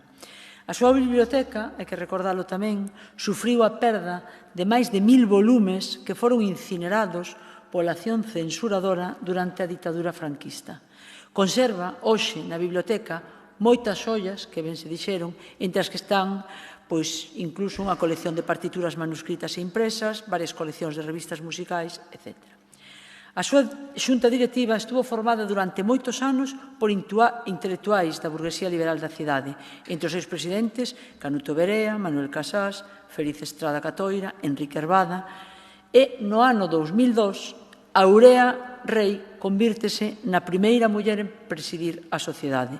Exposicións, concertos, debates, presentacións, toda unha continua e indesmayable labor cultural. Non hai moitas institucións que duren 175 anos e, de feito, en toda España só existe unha da súa clase, a reunión recreativa e instructiva do Círculo de Artesanos, que conseguiu manterse a flote capeando os temporais da crise. Lonxe quedan os días que o Círculo era un motor de vida social na cidade, momentos dos que quedan moitos recordos, como incluso unha bandeira traída da Guerra de Cuba ou un libro de visitas asinado pola propia Emilia Pardo Bazán, que foi a primeira muller en pertencer a un clube dado, ata aquel momento, ás mulleres. Actualmente, as cuotas dos socios xa non son suficientes para sufragar os salarios dos empregados que ten a sociedade, nin os gastos de funcionamento do seu edificio. Por iso, entendemos moi acaída a moción e imos, como non, a votar a favor. Moitas grazas, señora Faraldo. Turno para a Marea Atlántica, señor Lema. Moitas grazas. Ben, o significado primixenio do adxetivo senlleiro non é o de singular, senón que é o de solitario. O Círculo de Artesáns, sen dúbida, é unha institución solitaria.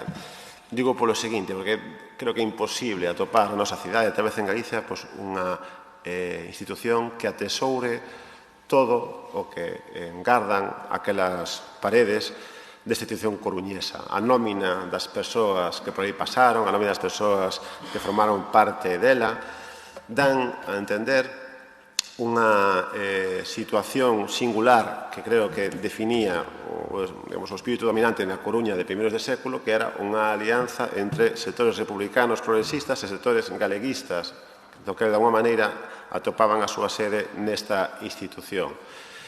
Esa fusión,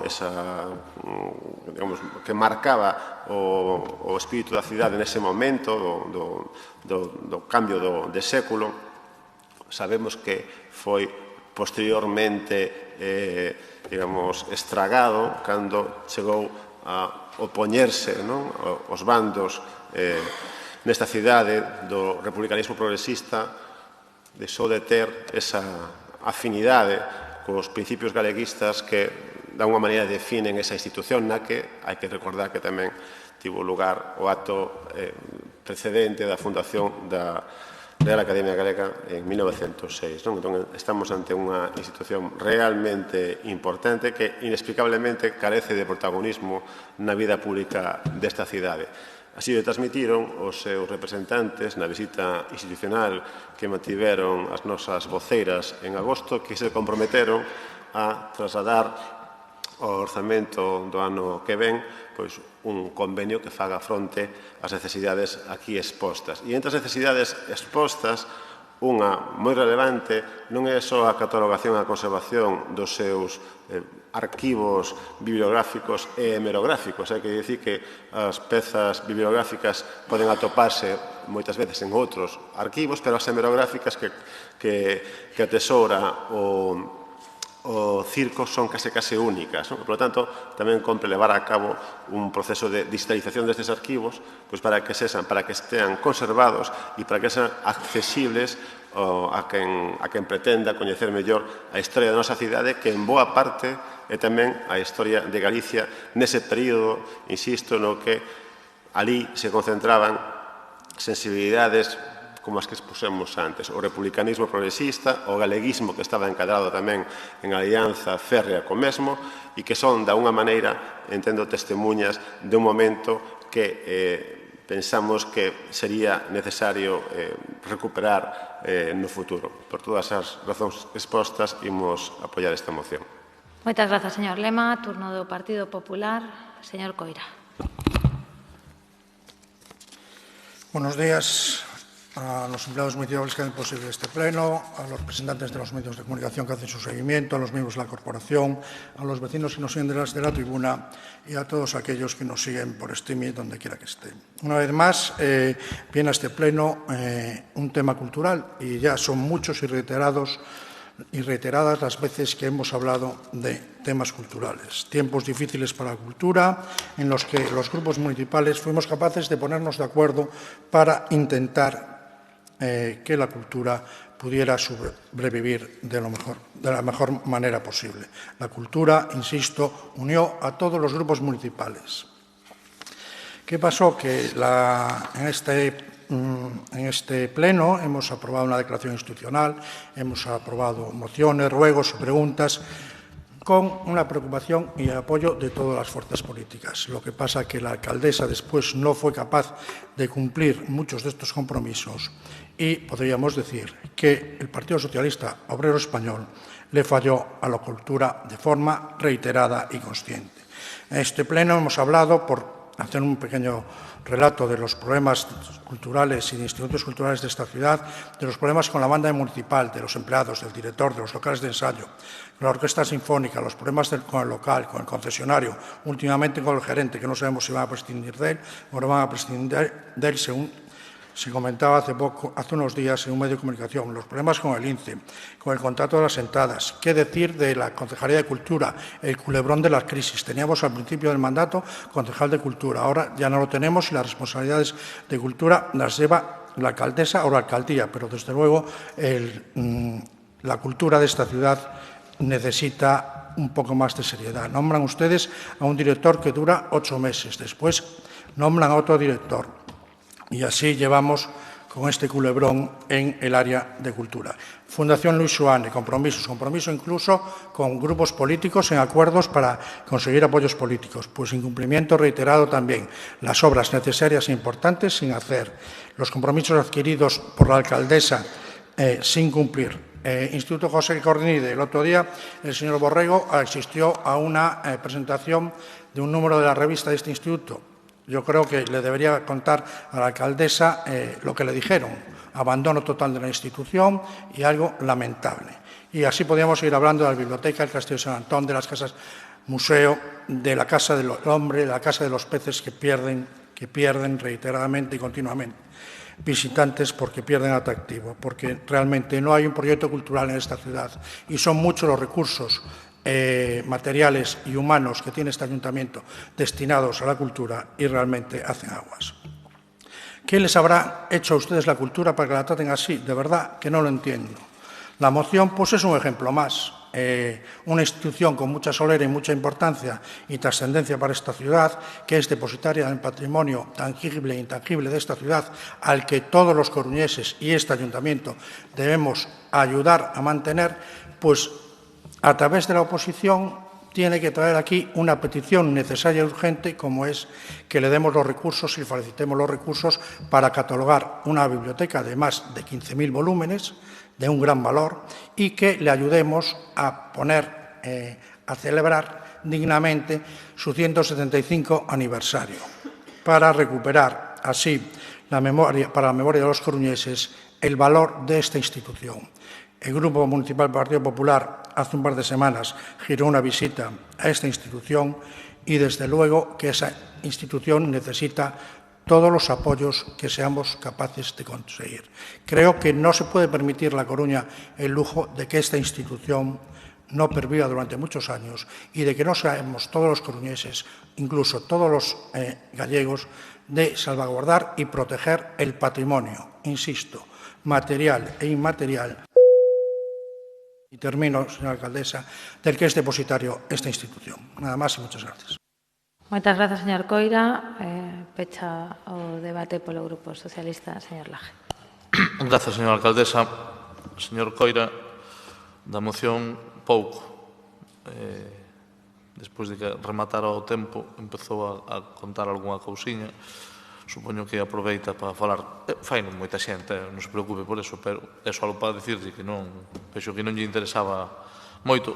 Chamoume moito a atención o de incluso os gallegos, incluso, é dicir, tamén os galegos poden botar unha man. Supoño que se refería a que a Administración Autonómica bote unha man, non? Porque, como dixo, incluso os gallegos, aí, en fin. Pois mire, a proposta do BNG nos parece ben, nos parece razoable e, ademais, entronca pois coa sensibilidade que ten manifestado xa a nosa alcaldesa ao longo deste tempo, non? Instar a alcaldía a manter unha reunión, por suposto que hai non unha reunión, moitas reunións, reivindicar o Circo de Artesáns como parte fundamental da historia da cidade, por suposto que coincidimos neso, non? Quero recordar que hai poucas institucións que teñan máis de 125 anos de historia, non? Me viña á cabeza a Coral Polifónica El Eco, que se fundou no ano 1881, Estrella Galicia no 1906, a propia Voz de Galicia no 1882, a Real Academia Galega no 1906, pero o Circo de Artesanos está xa superando calquera cifra que podamos ter na retina, é dicir, estamos a falar de 175 anos, é unha historia que relataron ben, ademais, os anteriores voceiros, non quero determe a volver a reiterar a relevancia do Circo de Artesáns. Creo que é fácil coincidir na necesidade de optimizar as instalacións, quitarlle o máximo rendemento para o uso do tecido asociativo da cidade, sempre de acordo co Circo de Artesáns, como non pode ser de outro xeito, buscar todas as inercias posibles e, polo tanto, traballar da man. Eu creo que ese é o mellor escenario, non? E despois, por que non decilo, hai un importante patrimonio que eu creo que debemos de ser todos conscientes que é unha labor non só do circo de artesáns, sino que debe de ser algo que nos incumba a todos, non? Propoñer un convenio coa Xunta de Galicia e coa Universidade da Coruña para a recuperación e posta en valor da biblioteca, creo que é unha proposta moi acaída, que dentro do Goberno Municipal se ve moi ben, e decir tamén que todo o esforzo que podemos facer o Goberno Municipal, o Concello no seu conxunto, dedica cada ano a través dun convenio 91.000 euros para axudar ao mantemento e ao funcionamento da entidade, non é unha cantidade tampouco menor, dá conta tamén da importancia que este Goberno lle concede a unha entidade que, como ben decíamos, cumprirá este ano 175 anos. En calquera caso, reiterar a disposición non só a colaboración e a axuda, pero creo que tamén no marco da negociación orzamentaria pois tamén veremos o esforzo que se pode facer e aí, pois nese diálogo aberto que temos coa Marea Atlántica, veremos se é posible chegar a un acordo e, por suposto, tamén coas aportacións de todos os grupos, como non pode ser de outro xeito, non? Creo que debemos todos, neste caso, ademais de facer un esforzo importante por darlle non só valor, sino, ademais, sería bo que nos conxuráramos, permítanme esta expresión, para a salvagarda dun patrimonio que, señor Coira, incluso é tamén de los gallegos, non só dos coruñeses. Moitas gracias. Moitas grazas, señor Laje. Aceptada a emenda de adición, procedemos á votación desta moción. Votos a favor. Moitas grazas. Queda aprobada por unanimidade. Remata o turno de mocións do Bloque Nacionalista Galego. Pasamos xa co Grupo Municipal da Marea Atlántica. A primeira delas, sobre políticas culturais, hai unha emenda de sustitución do Grupo Popular. Señor Martínez, ten a palabra. Gracias, señora Rei.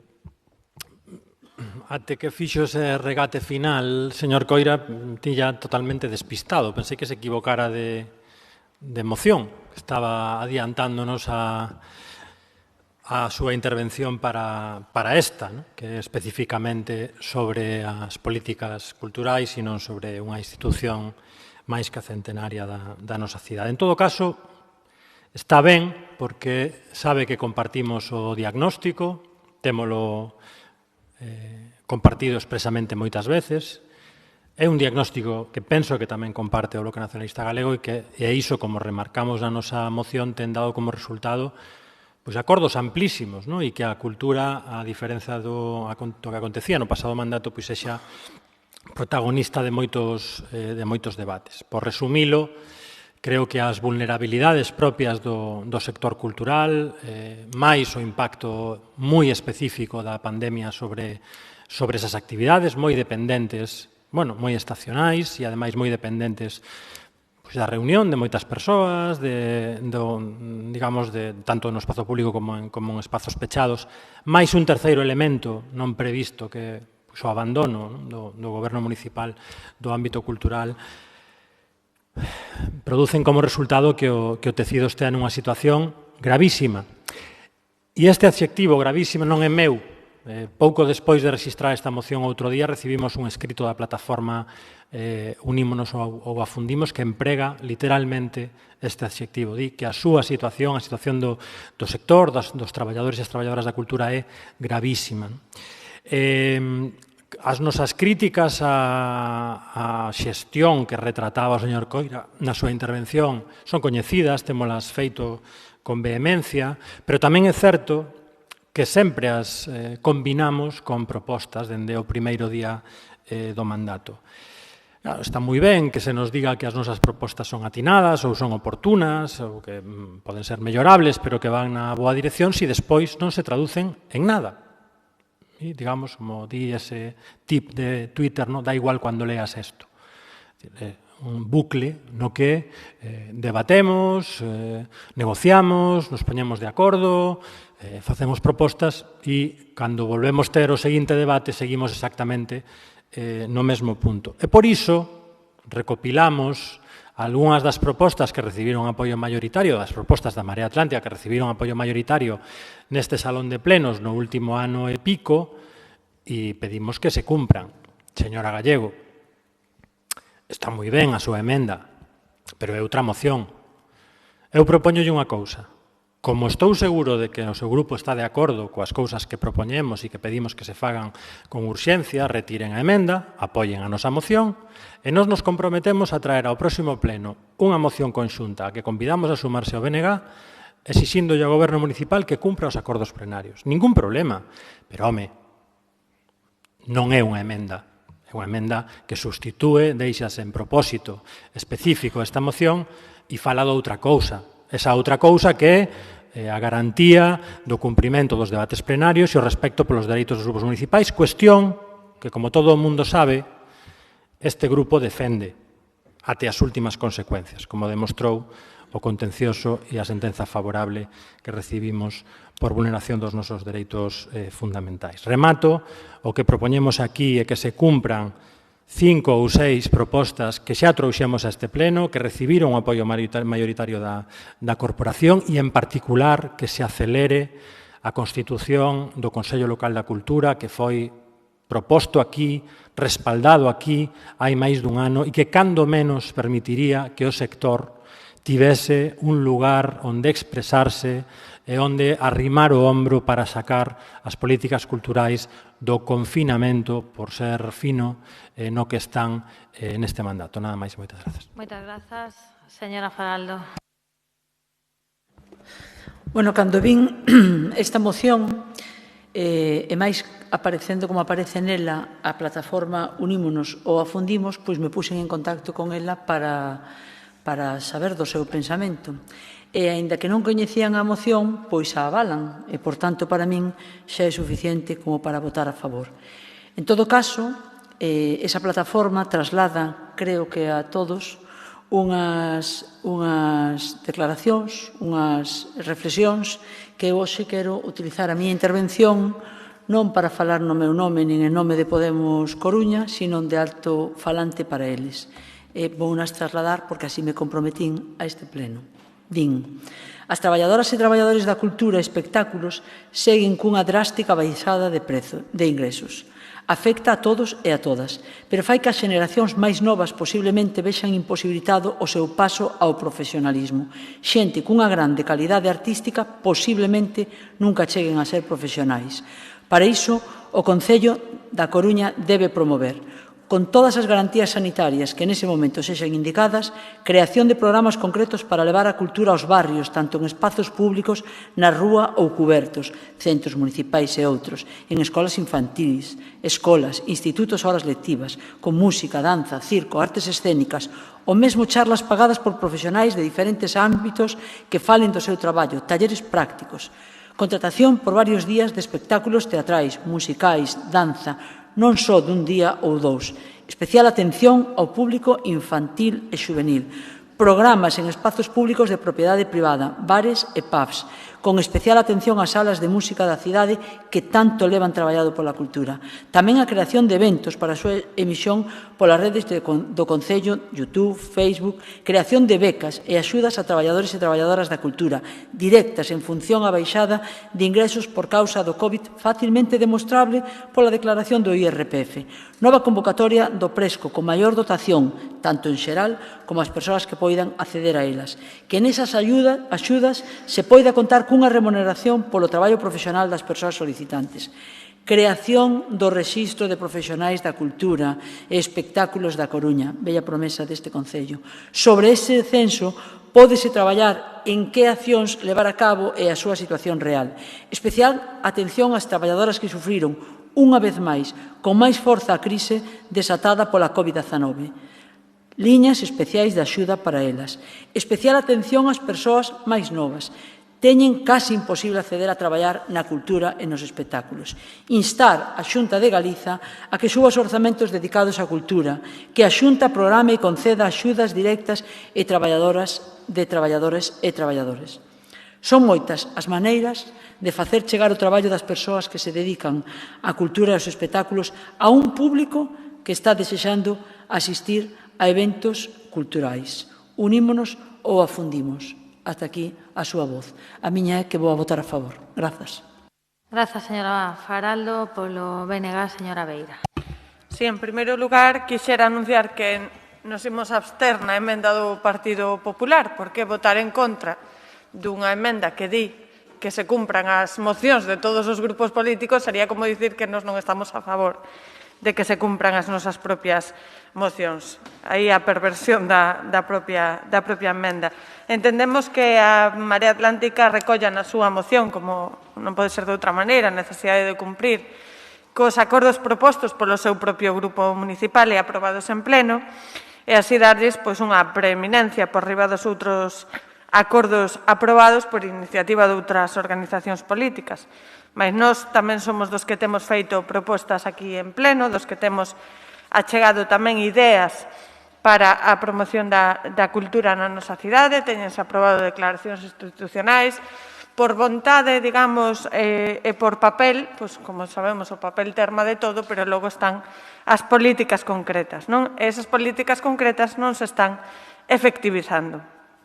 Polo demais, e como dicía, no que ten a ver co fondo da moción, compartímolo absolutamente. Entendemos que a política cultural desta cidade faltalle estabilidade, innovación, compromiso co tecido cultural e coas súas profesionais, e sumámonos tamén as palabras da concelleira, da señora Faraldo, reflectindo ese sentir da plataforma Unímonos ou Afundímonos. Os sectores culturais da nosa cidade necesitan apoio e diálogo. Hai carencias evidentes de persoal no propio servizo municipal aos que non se está poñendo remedio. Falta unha programación coherente cun proxecto cultural do goberno local.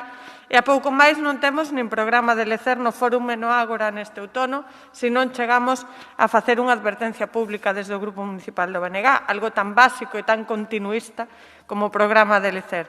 Non está constituído o Consello Municipal da Cultura e desprézanse as ideas dos distintos grupos políticos que traemos aquí para o seu debate e aprobación en pleno coa finalidade de que se apliquen. Por iso digo que se desprezan. Non de palabra, porque de palabra louvanse, non hai ningún problema en asumilos na meirande parte dos casos, pero logo non se aplican. E tamén algunhas achegas, como dicía, da plataforma Unímonos ou Afundímonos, e que tamén trouxemos a pleno distintas organizacións políticas. O Concello debera de ser un axente facilitador para a cultura da nosa cidade e moitas veces ven pola falta de atención, polo exceso de burocracia, pola falta de espazos ou de lóxica na distribución dos espazos, convértese nunha traba desesperante para o tecido cultural da Coruña. E isto non pode ser. A xente da cultura tamén come, as persoas precisamos da cultura como ocio, mas tamén como parte da nosa construción persoal. A cultura é un dereito e tamén un ben de primeira necesidade, e o que sentimos é que o goberno local na súa práctica diaria non o entende así. E non é un sentir só do Grupo Municipal do BNG, nin dos grupos municipais que estamos aquí sentados. É o do conxunto dos sectores culturais da nosa cidade. Mas como teño unha pregunta oral registrada desde o mércores da semana pasada sobre este tema, sobre política cultural, continuarei coa intervención a final do pleno. Moitas grazas, señora Beira. Turno para o Partido Popular, señora Gallego. Sí, muchas gracias. Don Manuel José Díaz Sánchez, secretario general del Pleno del Excelentísimo Ayuntamiento de A Coruña. Moción presentada por el Grupo Municipal del Partido Popular sobre cumplimiento de mociones aprobadas en el Pleno Municipal. Certifico que el Excelentísimo Ayuntamiento Pleno, sesión ordinaria realizada el día 13 de junio de 2016, aprobó la siguiente moción con los votos a favor de los grupos municipales del Partido Popular, 9 votos, el Partido Socialista, 6 votos, Bloque Nacionalista Gallego, Asambleas Abiertas, 1 voto y un voto en contra, y el voto en contra, del Grupo Municipal de la Marea Atlántica, 9 votos, se contabiliza la abstención de la señora Camea. Bueno, la moción dice: instar al Gobierno municipal a adoptar las medidas necesarias para cumplir todas las mociones aprobadas en el Pleno por los representantes de los coruñeses, no solo las que cuenten con el voto favorable del Grupo Municipal de la Marea Atlántica. ¿Cómo es posible que la Marea, que votó en contra de que se cumplan las mociones de todos los grupos, presente ahora una moción para que se cumplan solamente las mociones de la Marea Atlántica? La tuve que leer 2 veces, de verdad que no daba créditos. Y además, ustedes mantienen ese diálogo abierto y reuniones bilaterales con el Gobierno para negociar todo, pues negócienlo. Consejos vendo que para mí no tengo, señor Martínez. Nosotros presentamos una enmienda, instando a la alcaldesa, no es otra moción, es una enmienda, para que cumpla todas y cada una de las mociones que se aprueben en este salón de plenos, las suyas también, ya van incluidas. Las de todos los grupos, porque el pleno está formado por representantes de los coruñeses elegidos democráticamente en las pasadas elecciones municipales. Sé que el resto de las iniciativas de los demás grupos son tan legítimas como las que presenta el Grupo Municipal de la Marea Atlántica, que además no está en situación de mayoría, sino todo lo contrario. Mire, señor Martínez, señora Faraldo, señora Beira, se han aprobado 10 mociones en este salón de pleno relacionadas con políticas culturales, entre ellas una de la señora Faraldo y 4 del BNG. Quedan excluidas con la moción de la Marea Atlántica porque solamente van a votar que se cumplan las mociones de la Marea Atlántica. Increíble. Incluidas están en esta enmienda que presentamos nosotros.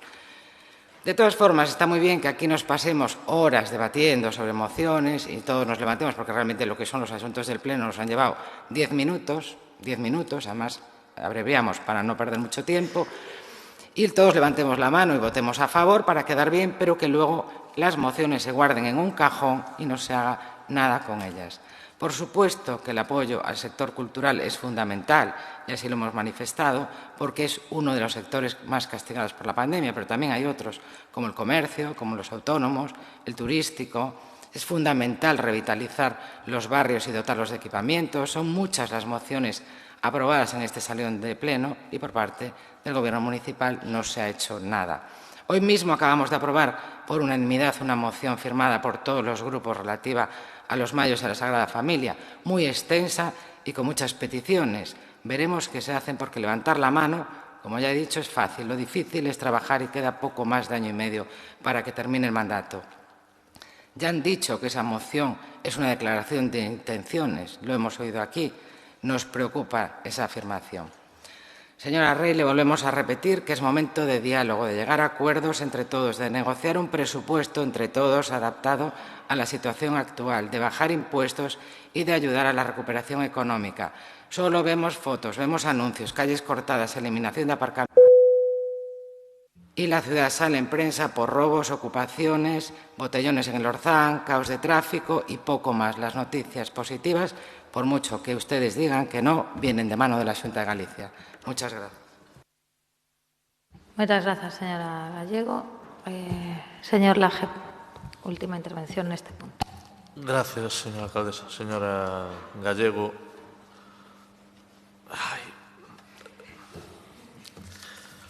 as mociones, que cosa. A ver, parte resolutiva. Que parte non entendemos do funcionamento das corporacións locales? Parte non resolutiva. Medidas de impulso, de control, tal.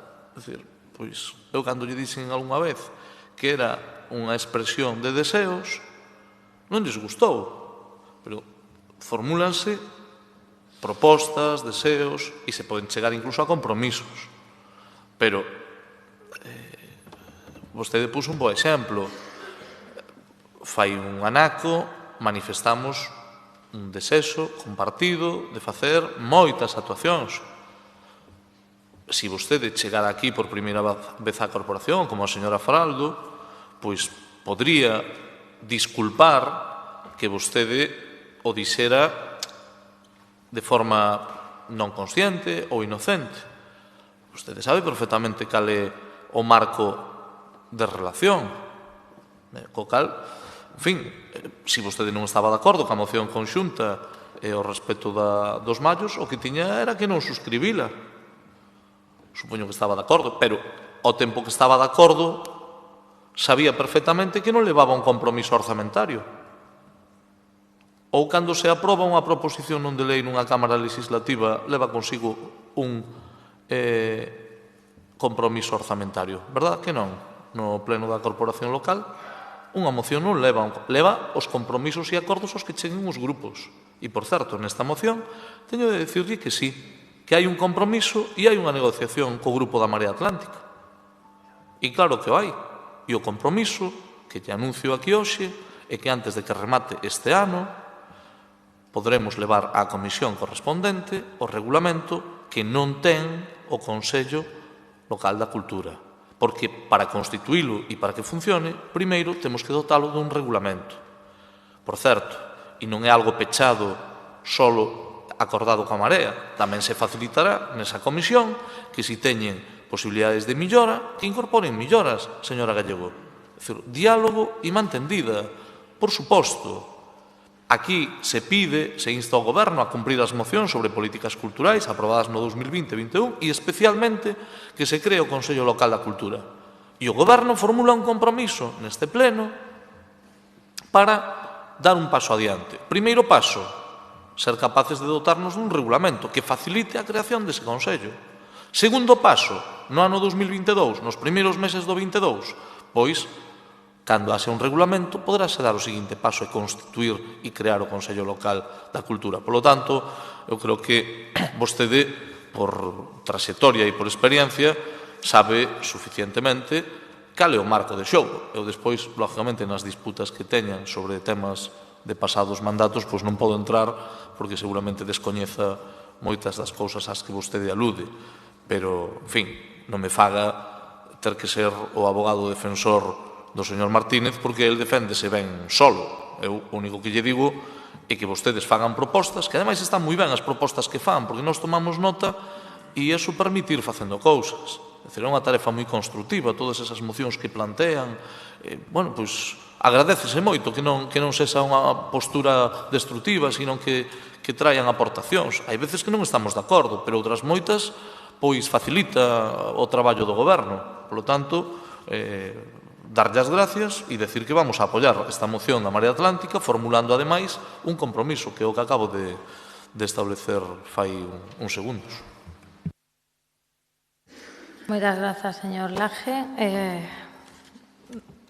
Imos votar primeiro a emenda presentada polo Grupo Popular. En caso de non prosperarse, votaría a moción. Votos a favor da emenda presentada polo Partido Popular. Moitas grazas. Votos en contra? Moitas grazas. Abstencións? Queda rexeitada. Grazas. Votos a favor da moción? Moitas grazas. Votos en contra? Moitas grazas. Abstencións? Queda aprobada. Segunda moción da Marea Atlántica contra o peche das oficinas bancarias. Hai unha emenda de sustitución do Grupo Popular. Señora Delso. Sí. Moi bo día a todas as compañeras e compañeros de corporación, persoal municipal, profesionais dos medios de comunicación e veciñas e veciños que nos seguides a través do streaming. Presentamos esta moción contra o peche das oficinas bancarias. A veciñanza de Mesoiro Vello, no Mesoiro, Feáns e a urbanización Breogán alerta do peche da oficina do Banco Sabadell, a última sucursal bancaria que queda e que presta servizos financeiros no barrio.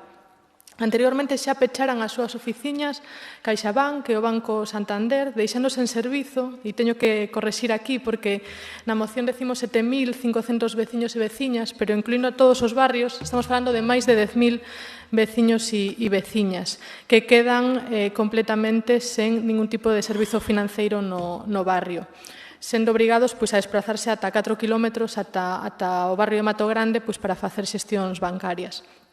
O presidente da entidade veciñal de Novo Mesoiro, co que estivemos esta mesma semana, chamaba recentemente a atención sobre o paradoxo e o agravante que supón a carencia de servizos bancarios nun barrio como Novo Mesoiro, construído a través dos plans de vivenda da Xunta e polo que todas as persoas que mercaron estiveron obrigadas a asinar as hipotecas coas entidades bancarias que tiñan oficinas no barrio. Agora, esas oficinas de referencia para facer xestións non existen.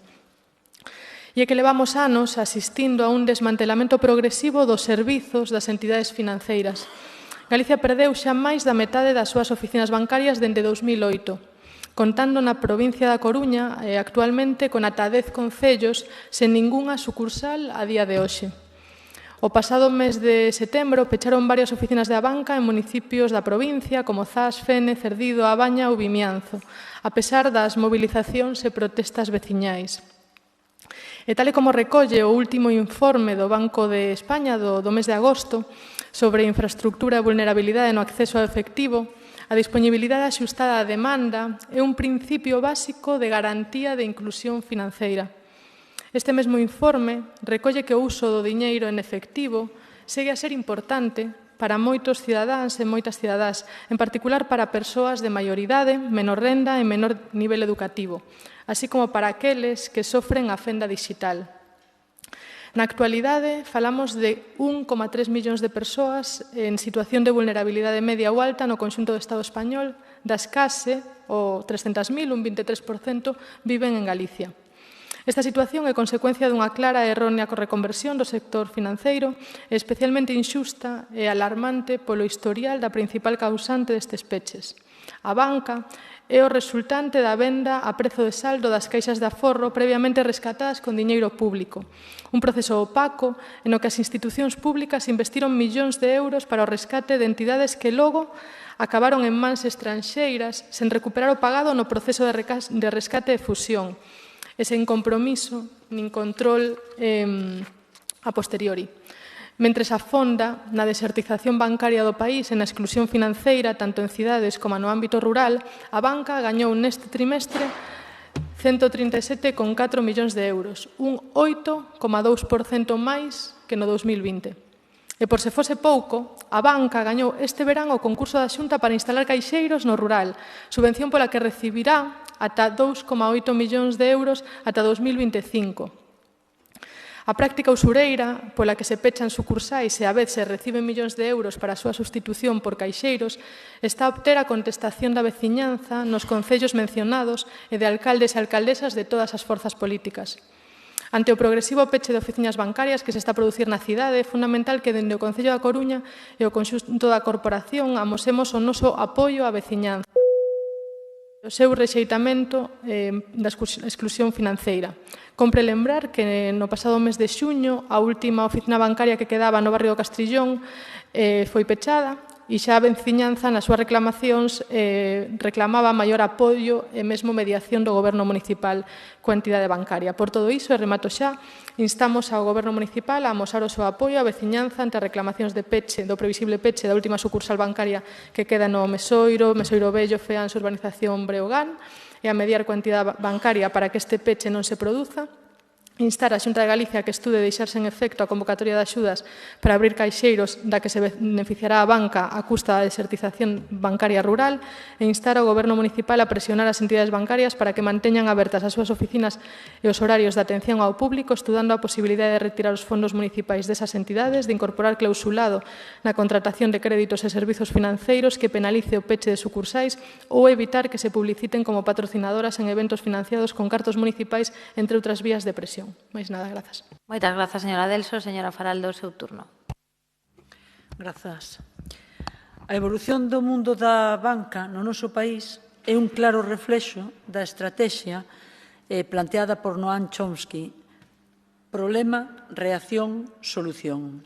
É dicir, se crea un problema, unha situación prevista para causar certa reacción no público, a fin de que este sexa, ao final, demandante das medidas que se desexan facer aceptar. E así vemos, como primeiro, todo nos empuxou a ter unha relación bancaria, domiciliación de nóminas, dos recibos domésticos, da pensión, calquera subvención ou axuda, exixe unha conta bancaria. Todo. Logo de termos a todos afiliados a algún banco, nos dixeron que para evitar as longas esperas e as colas nas mostradores, que procedía que era moito mellor a utilización dos caixeiros, desde os que se acabaron facendo a meirande parte das operacións directas. A todo isto, ademais, sumémoslle ao mundo online. E así, chégase pouco a pouco a despedimentos de grande número de empregados, con xubilacións prematuras, reducción de oficinas. Só Galicia pasou na última década de 2.500 oficinas a 1.230, sendo a Coruña a provincia máis afectada, e con diminución de creación de postos de traballo.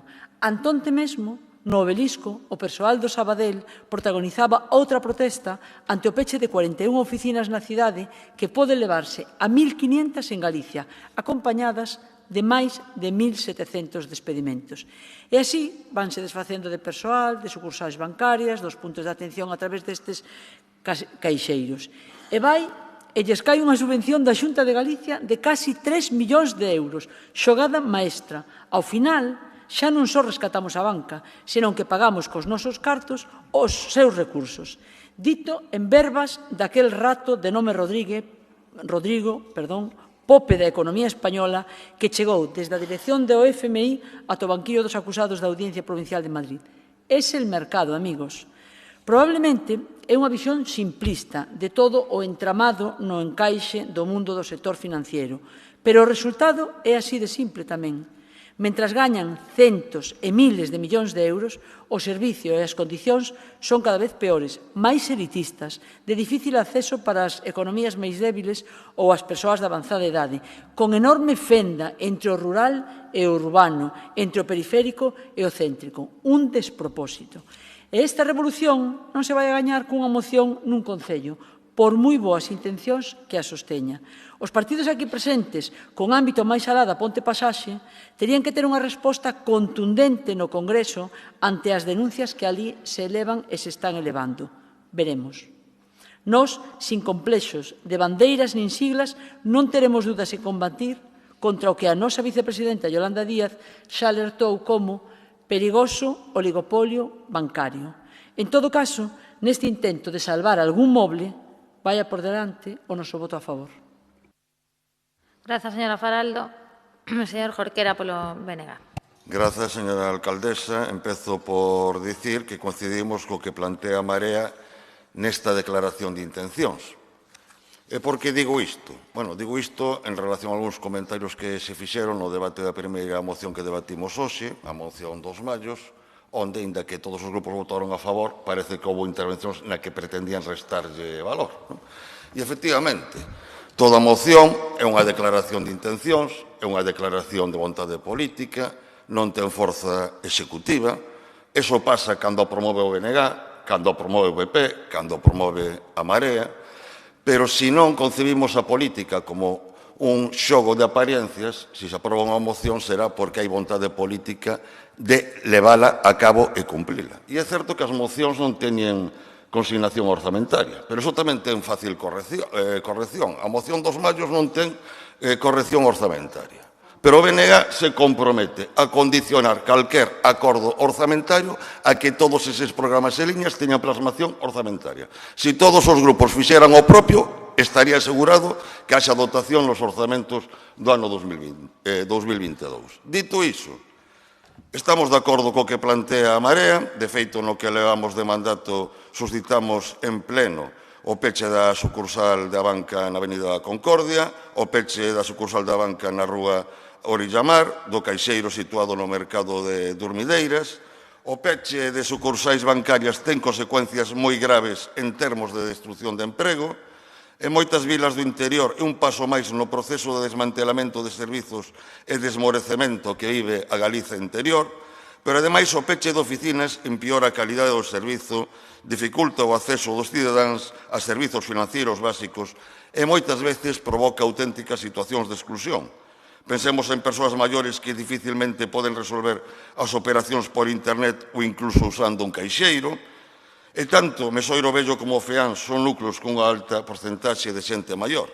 En este caso concreto estamos, ademais, a falar de barrios afastados da cidade, os que se lle deixa como única opción viaxar 4 kilómetros ou ter que desplazarse ao polígono de Pocomaco.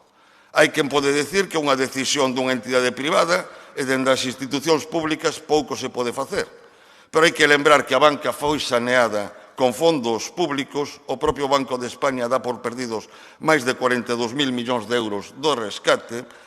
A propia débeda pública sufriu un significativo incremento ao obrigar Eurostat a computar como débeda pública 35.000 millóns de pasivos da Sareb, por non falar en Galiza do caso concreto de a banca, entidade resultante da privatización de Nova Galicia Banco, as antigas caixas, que foi saneada con xección de 9.052 millóns de euros de recursos públicos para logo ser vendida por 1.003 millóns, venda acompañada, ademais, dunha serie de garantías e avantaxes fiscais que, de materializarse na súa totalidade, prácticamente equivalen ao precio de venda. En definitiva, despois de inxectar máis de 9.000 millóns, foi regalada.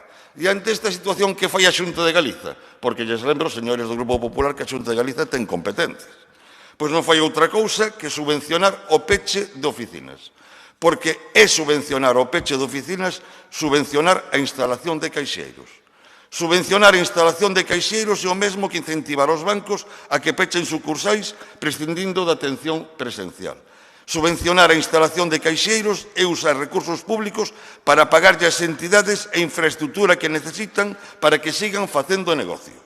E por si isto fose pouco, na emenda que presentan, propoñen ademais que o Concello poña a disposición das entidades financeiras espazos municipais.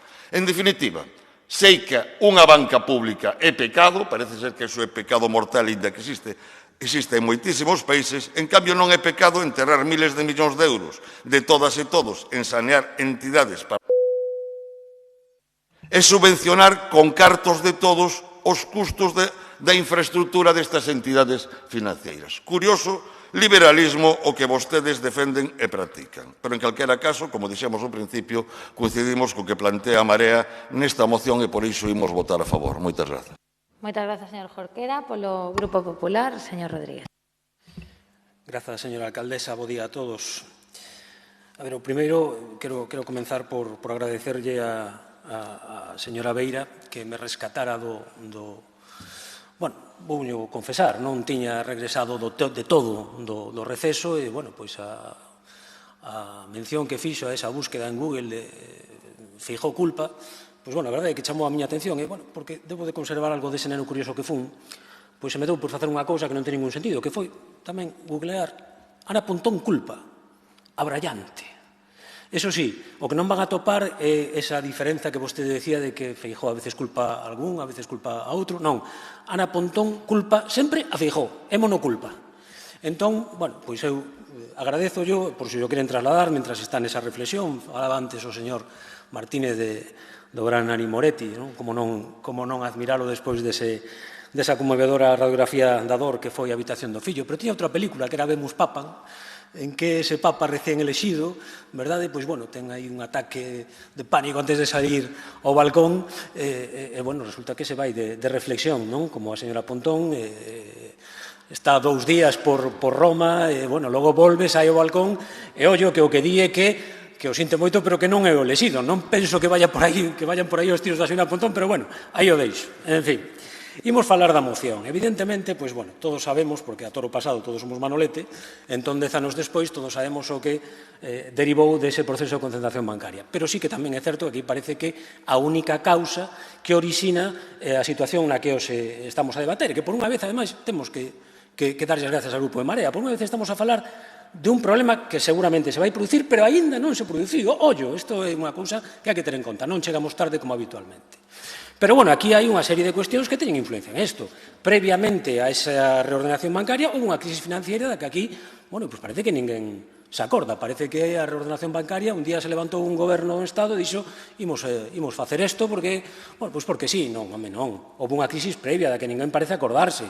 Unha crisis previa na que, ademais, ese rescate non sendo a opción obviamente idónea, bueno, o que fixo foi salvaguardar o estado de benestar, porque hai que recordarlle, señora Faraldo, que o seu amado líder, o señor Pablo Iglesias, iba a levantar a man aos mitis de peche de campaña de Chirisa e a dicir groña que groña, ou como quera que se diga, si se puede, en grego, mentres os xubilados dese país non só non tiñan caixeiros aos que acudir, que non podían nin retirar 50 euros en metálico nin os portugueses. Eso foi o que se intentou facer, evidentemente, co o rescate, que evidentemente non foi unha decisión fácil nin voluntaria. Se a eso sumamos o proceso de digitalización, e sumamos a crisis demográfica, e sumamos a pandemia, pois evidentemente se están a xerar problemas, especialmente no entorno rural, pero que tamén poden chegar, como ben apuntaba a señora Delso, ao entorno urbano. E ante isto, que facemos? Que facemos? Porque o que vostede propón, e o que tamén apunta o señor Jorquera, é, pero como non imos dar batalla? Imos tumbar a oligopolio bancario. Como? Igual que tumbaron o oligopolio das eléctricas. Esa é a solución que vostedes nos van dar. Non, mentres haberá que facer algo. Evidentemente, a situación actual non é idónea, pero habrá que ir a rescatar a eses usuarios que están en risco de exclusión financiera. Bueno, pois iso que se fai a través dunha liña de axudas na que non se paga, señor Jorquera, por instalar caixeiros. Se paga porque esas persoas, mentres non se adopta un marco xeral que é competencia estatal, porque este non é un problema exclusivo de Galicia, nin, por certo, afecta a un 30% dos galegos. Afecta a un 2%, a unhas 50 e pico mil personas, non a esas 300.000 que vostedes din na súa moción. Menos que no resto de España, pero igual, nos importa os que o padecen aquí, non? Entón, que hai que facer? Pois habrá que dar unha solución transitoria. É a idónea? Non. Por que se fala na nosa emenda de ceder espazos municipais? Home, pois digo eu que se temos un centro cívico en Novo Mesoiro, home, o mellor antes de que esas persoas queden á espera de que se resolva un marco normativo estatal no que se poida falar duns servizos básicos financeiros, no que se poida falar de un plan de despregue de redes multicalxeiros, no que se poida falar de programas de formación, pois haberá que darles unha solución transitoria. A idónea? Por suposto que non, pero algo haberá que facer. A mí me gustaría compartir a súa indignación con esa lei de subvencións, con ese decreto aberto a que concurriron dous entidades bancarias, é certo que se alevou a banca. Pero claro, eu entendería que vostedes alpolizase deste xeito se estivéramos a falar, por exemplo, de que un goberno do que vostede forma parte de regalar a 53 millóns de euros a unha aerolínea estranxeira para salvaguardar non se sabe que liña estratégica que afecta a parte da poboación española dunha aerolínea que non ten nin avións no momento nos que recibe eses cargos. A min eso sí me parecería, pero vamos, alporizante, entendería o seu enfado. Pero claro, é dicir, de que se trate de que fomentar unha actividade que non resulta rendible dende o aspecto económico a lei da oferta e da demanda para que, en tanto, entre todos non se consiga establecer un marco que corresponde ao ámbito do Estado, pois, home, a mí me parece que é unha solución. O sea, por eso non estamos en contra da moción da Marea, non podemos apoiala porque non temos nada en contra de que a Xunta estude retirar esa línea de subvencións, pero consideramos que sería un erro en tanto non ase outro marco, e por eso nos vamos máis alá e o propoñemos, por eso solicitamos unha reflexión sobre o posible apoio a nosa emenda. Mais nada, moitas gracias. Moitas grazas, señor Rodríguez. Señor Laje. Gracias, señora alcaldesa. Quero rendirlle un homenaje, señor Rodríguez. Vostede está bastante desaproveitado polo seu grupo, teño que decirle, porque é capaz de defender, vamos, prácticamente, acaba de defender o sistema financiero actual dunha maneira que hai cousas difíciles de defender, pero esta é unha das máis difíciles de facer. Facelo, ademais, repartíndolle a todos, fixo todo un reparto. A ver, non podemos negar unha evidencia. Estamos a falar de entidades privadas, pero entidades privadas que tamén terán algún tipo de compromiso ético nesta sociedade, e se non o teñen habrá que reclamarlo.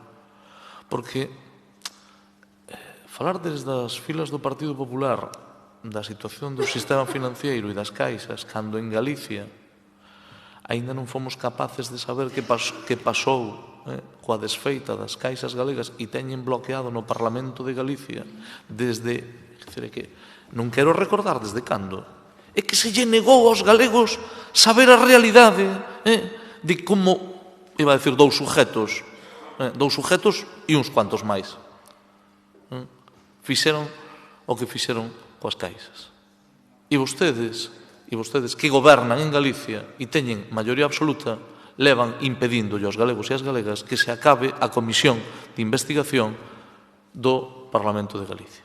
Vostede fixe un intento razonable, pero como é eso de que a Marea trae temas que se adiantan ao que vai pasar? Como que se adiantan? É que non o estamos vendo. É que non somos conscientes de que hai unha brecha digital. A fenda digital que hai en España é evidente. E supoño que nós formamos parte de España tamén, porque antes o señor Coira decía, incluso os gallegos. Bueno, pois eu digo, señor Rodríguez, nós que formamos parte de España, o que non poderemos negar é que existe unha brecha digital. Creo que, se non recordo mal, a normativa di que os pagos en efectivo se poden facer só dun máximo de 1.000 euros para particulares. Entonces, habendo a fenda digital que hai, vostede considera que o que está a suceder é que aínda non pasou? Inventaron, a ver, os da Marea podemos criticalos por moitas cousas, pero non están inventando que se están pechando oficinas bancarias, que están reducindo os servicios neste país. A solución é que lle poñamos os locales públicos nós ás entidades financeiras que ganan centos de millóns de euros.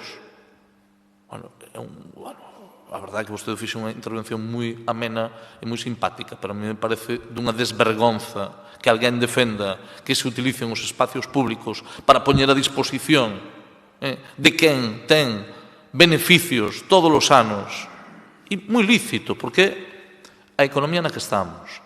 Moi lícito, sí, pero ainda, bueno, en fin, iba a utilizar unha expresión que non se debe. Señor Rodríguez, ainda por encima aplaudir, mexen por nós e decimos que chove. Pois non, pois non, pois non. E eu creo que hai que ser capaces de empatizar cunha realidade. Seguramente non se lle pode obligar a unha entidade financiera a que abra X espacios, pero que non se podrá incentivar, aínda por riba, que moitos veciños e veciñas quedan sin un servicio de proximidade. Porque os servicios financeiros, os servicios bancarios, son servicios importantes, son servicios de primeira necesidade, ou non? Ou non? Eu só deixo aquí unha reflexión. Antes, máis pronto que tarde, en España, volveremos a falar dun servicios dunha empresa pública que terá que resolver esa empresa pública e senón o tempo a fenda que hai non só digital, senón o ámbito demográfico. Cando se vive en grandes metrópolis non hai ningún problema. Hai moitos, pero non hai ese. Agora, está moi ben falar da demografía e da España vaciada, pero a ver quen lle pon o cascabel ao gato. Seguramente os que se din liberales e defensores do capitalismo salvaje, nese momento dirán, a ver se hai unha empresa pública que sexa capaz de resolvelo. Pois eu creo que hai que garantir de algún xeito que non exista nin fenda digital, nin que os servicios financeiros, a accesibilidade aos mesmos dependa de se un vive no centro da cidade ou vive no barrio máis alonxado. Por lo tanto, fagamos unha reflexión e, desde logo, imposible apoiar a súa emenda cando o que está pedindo é que aínda por riba poñamos medios públicos cando esas empresas teñen beneficios suficientes. E, por certo, estánse cargando o emprego que existe nesos servicios, porque falamos moitas veces do emprego que hai noutros ámbitos, pero dos que hai nos servicios financeiros falase pouco e tamén teñen consecuencias para a economía local. Nada máis e moitas grazas. Moitas grazas. Non aceptan a emenda. Imos votar primeiro a emenda do PP e despois, de non prosperar, a moción da Marea. Votos a favor da emenda. Grazas. Votos en contra. Moitas grazas. Queda rexeitada. Votos a favor da moción. Moitas grazas. Votos en contra. Abstencións. Ben, pediríalles que deixaran de condicionar a presidencia mandando mensaxes dicindo que teñen fame. Fagan máis por controlar os tempos das súas intervencións que levan unha mañá extensa todos. Ben, eu ia continuar, pero denlle as gracias á señora García que autoriza a que a terceira moción da Marea se debata pola tarde e facemos agora a pausa. Se é por mí, quedábamos ata as 3:30. Grazas.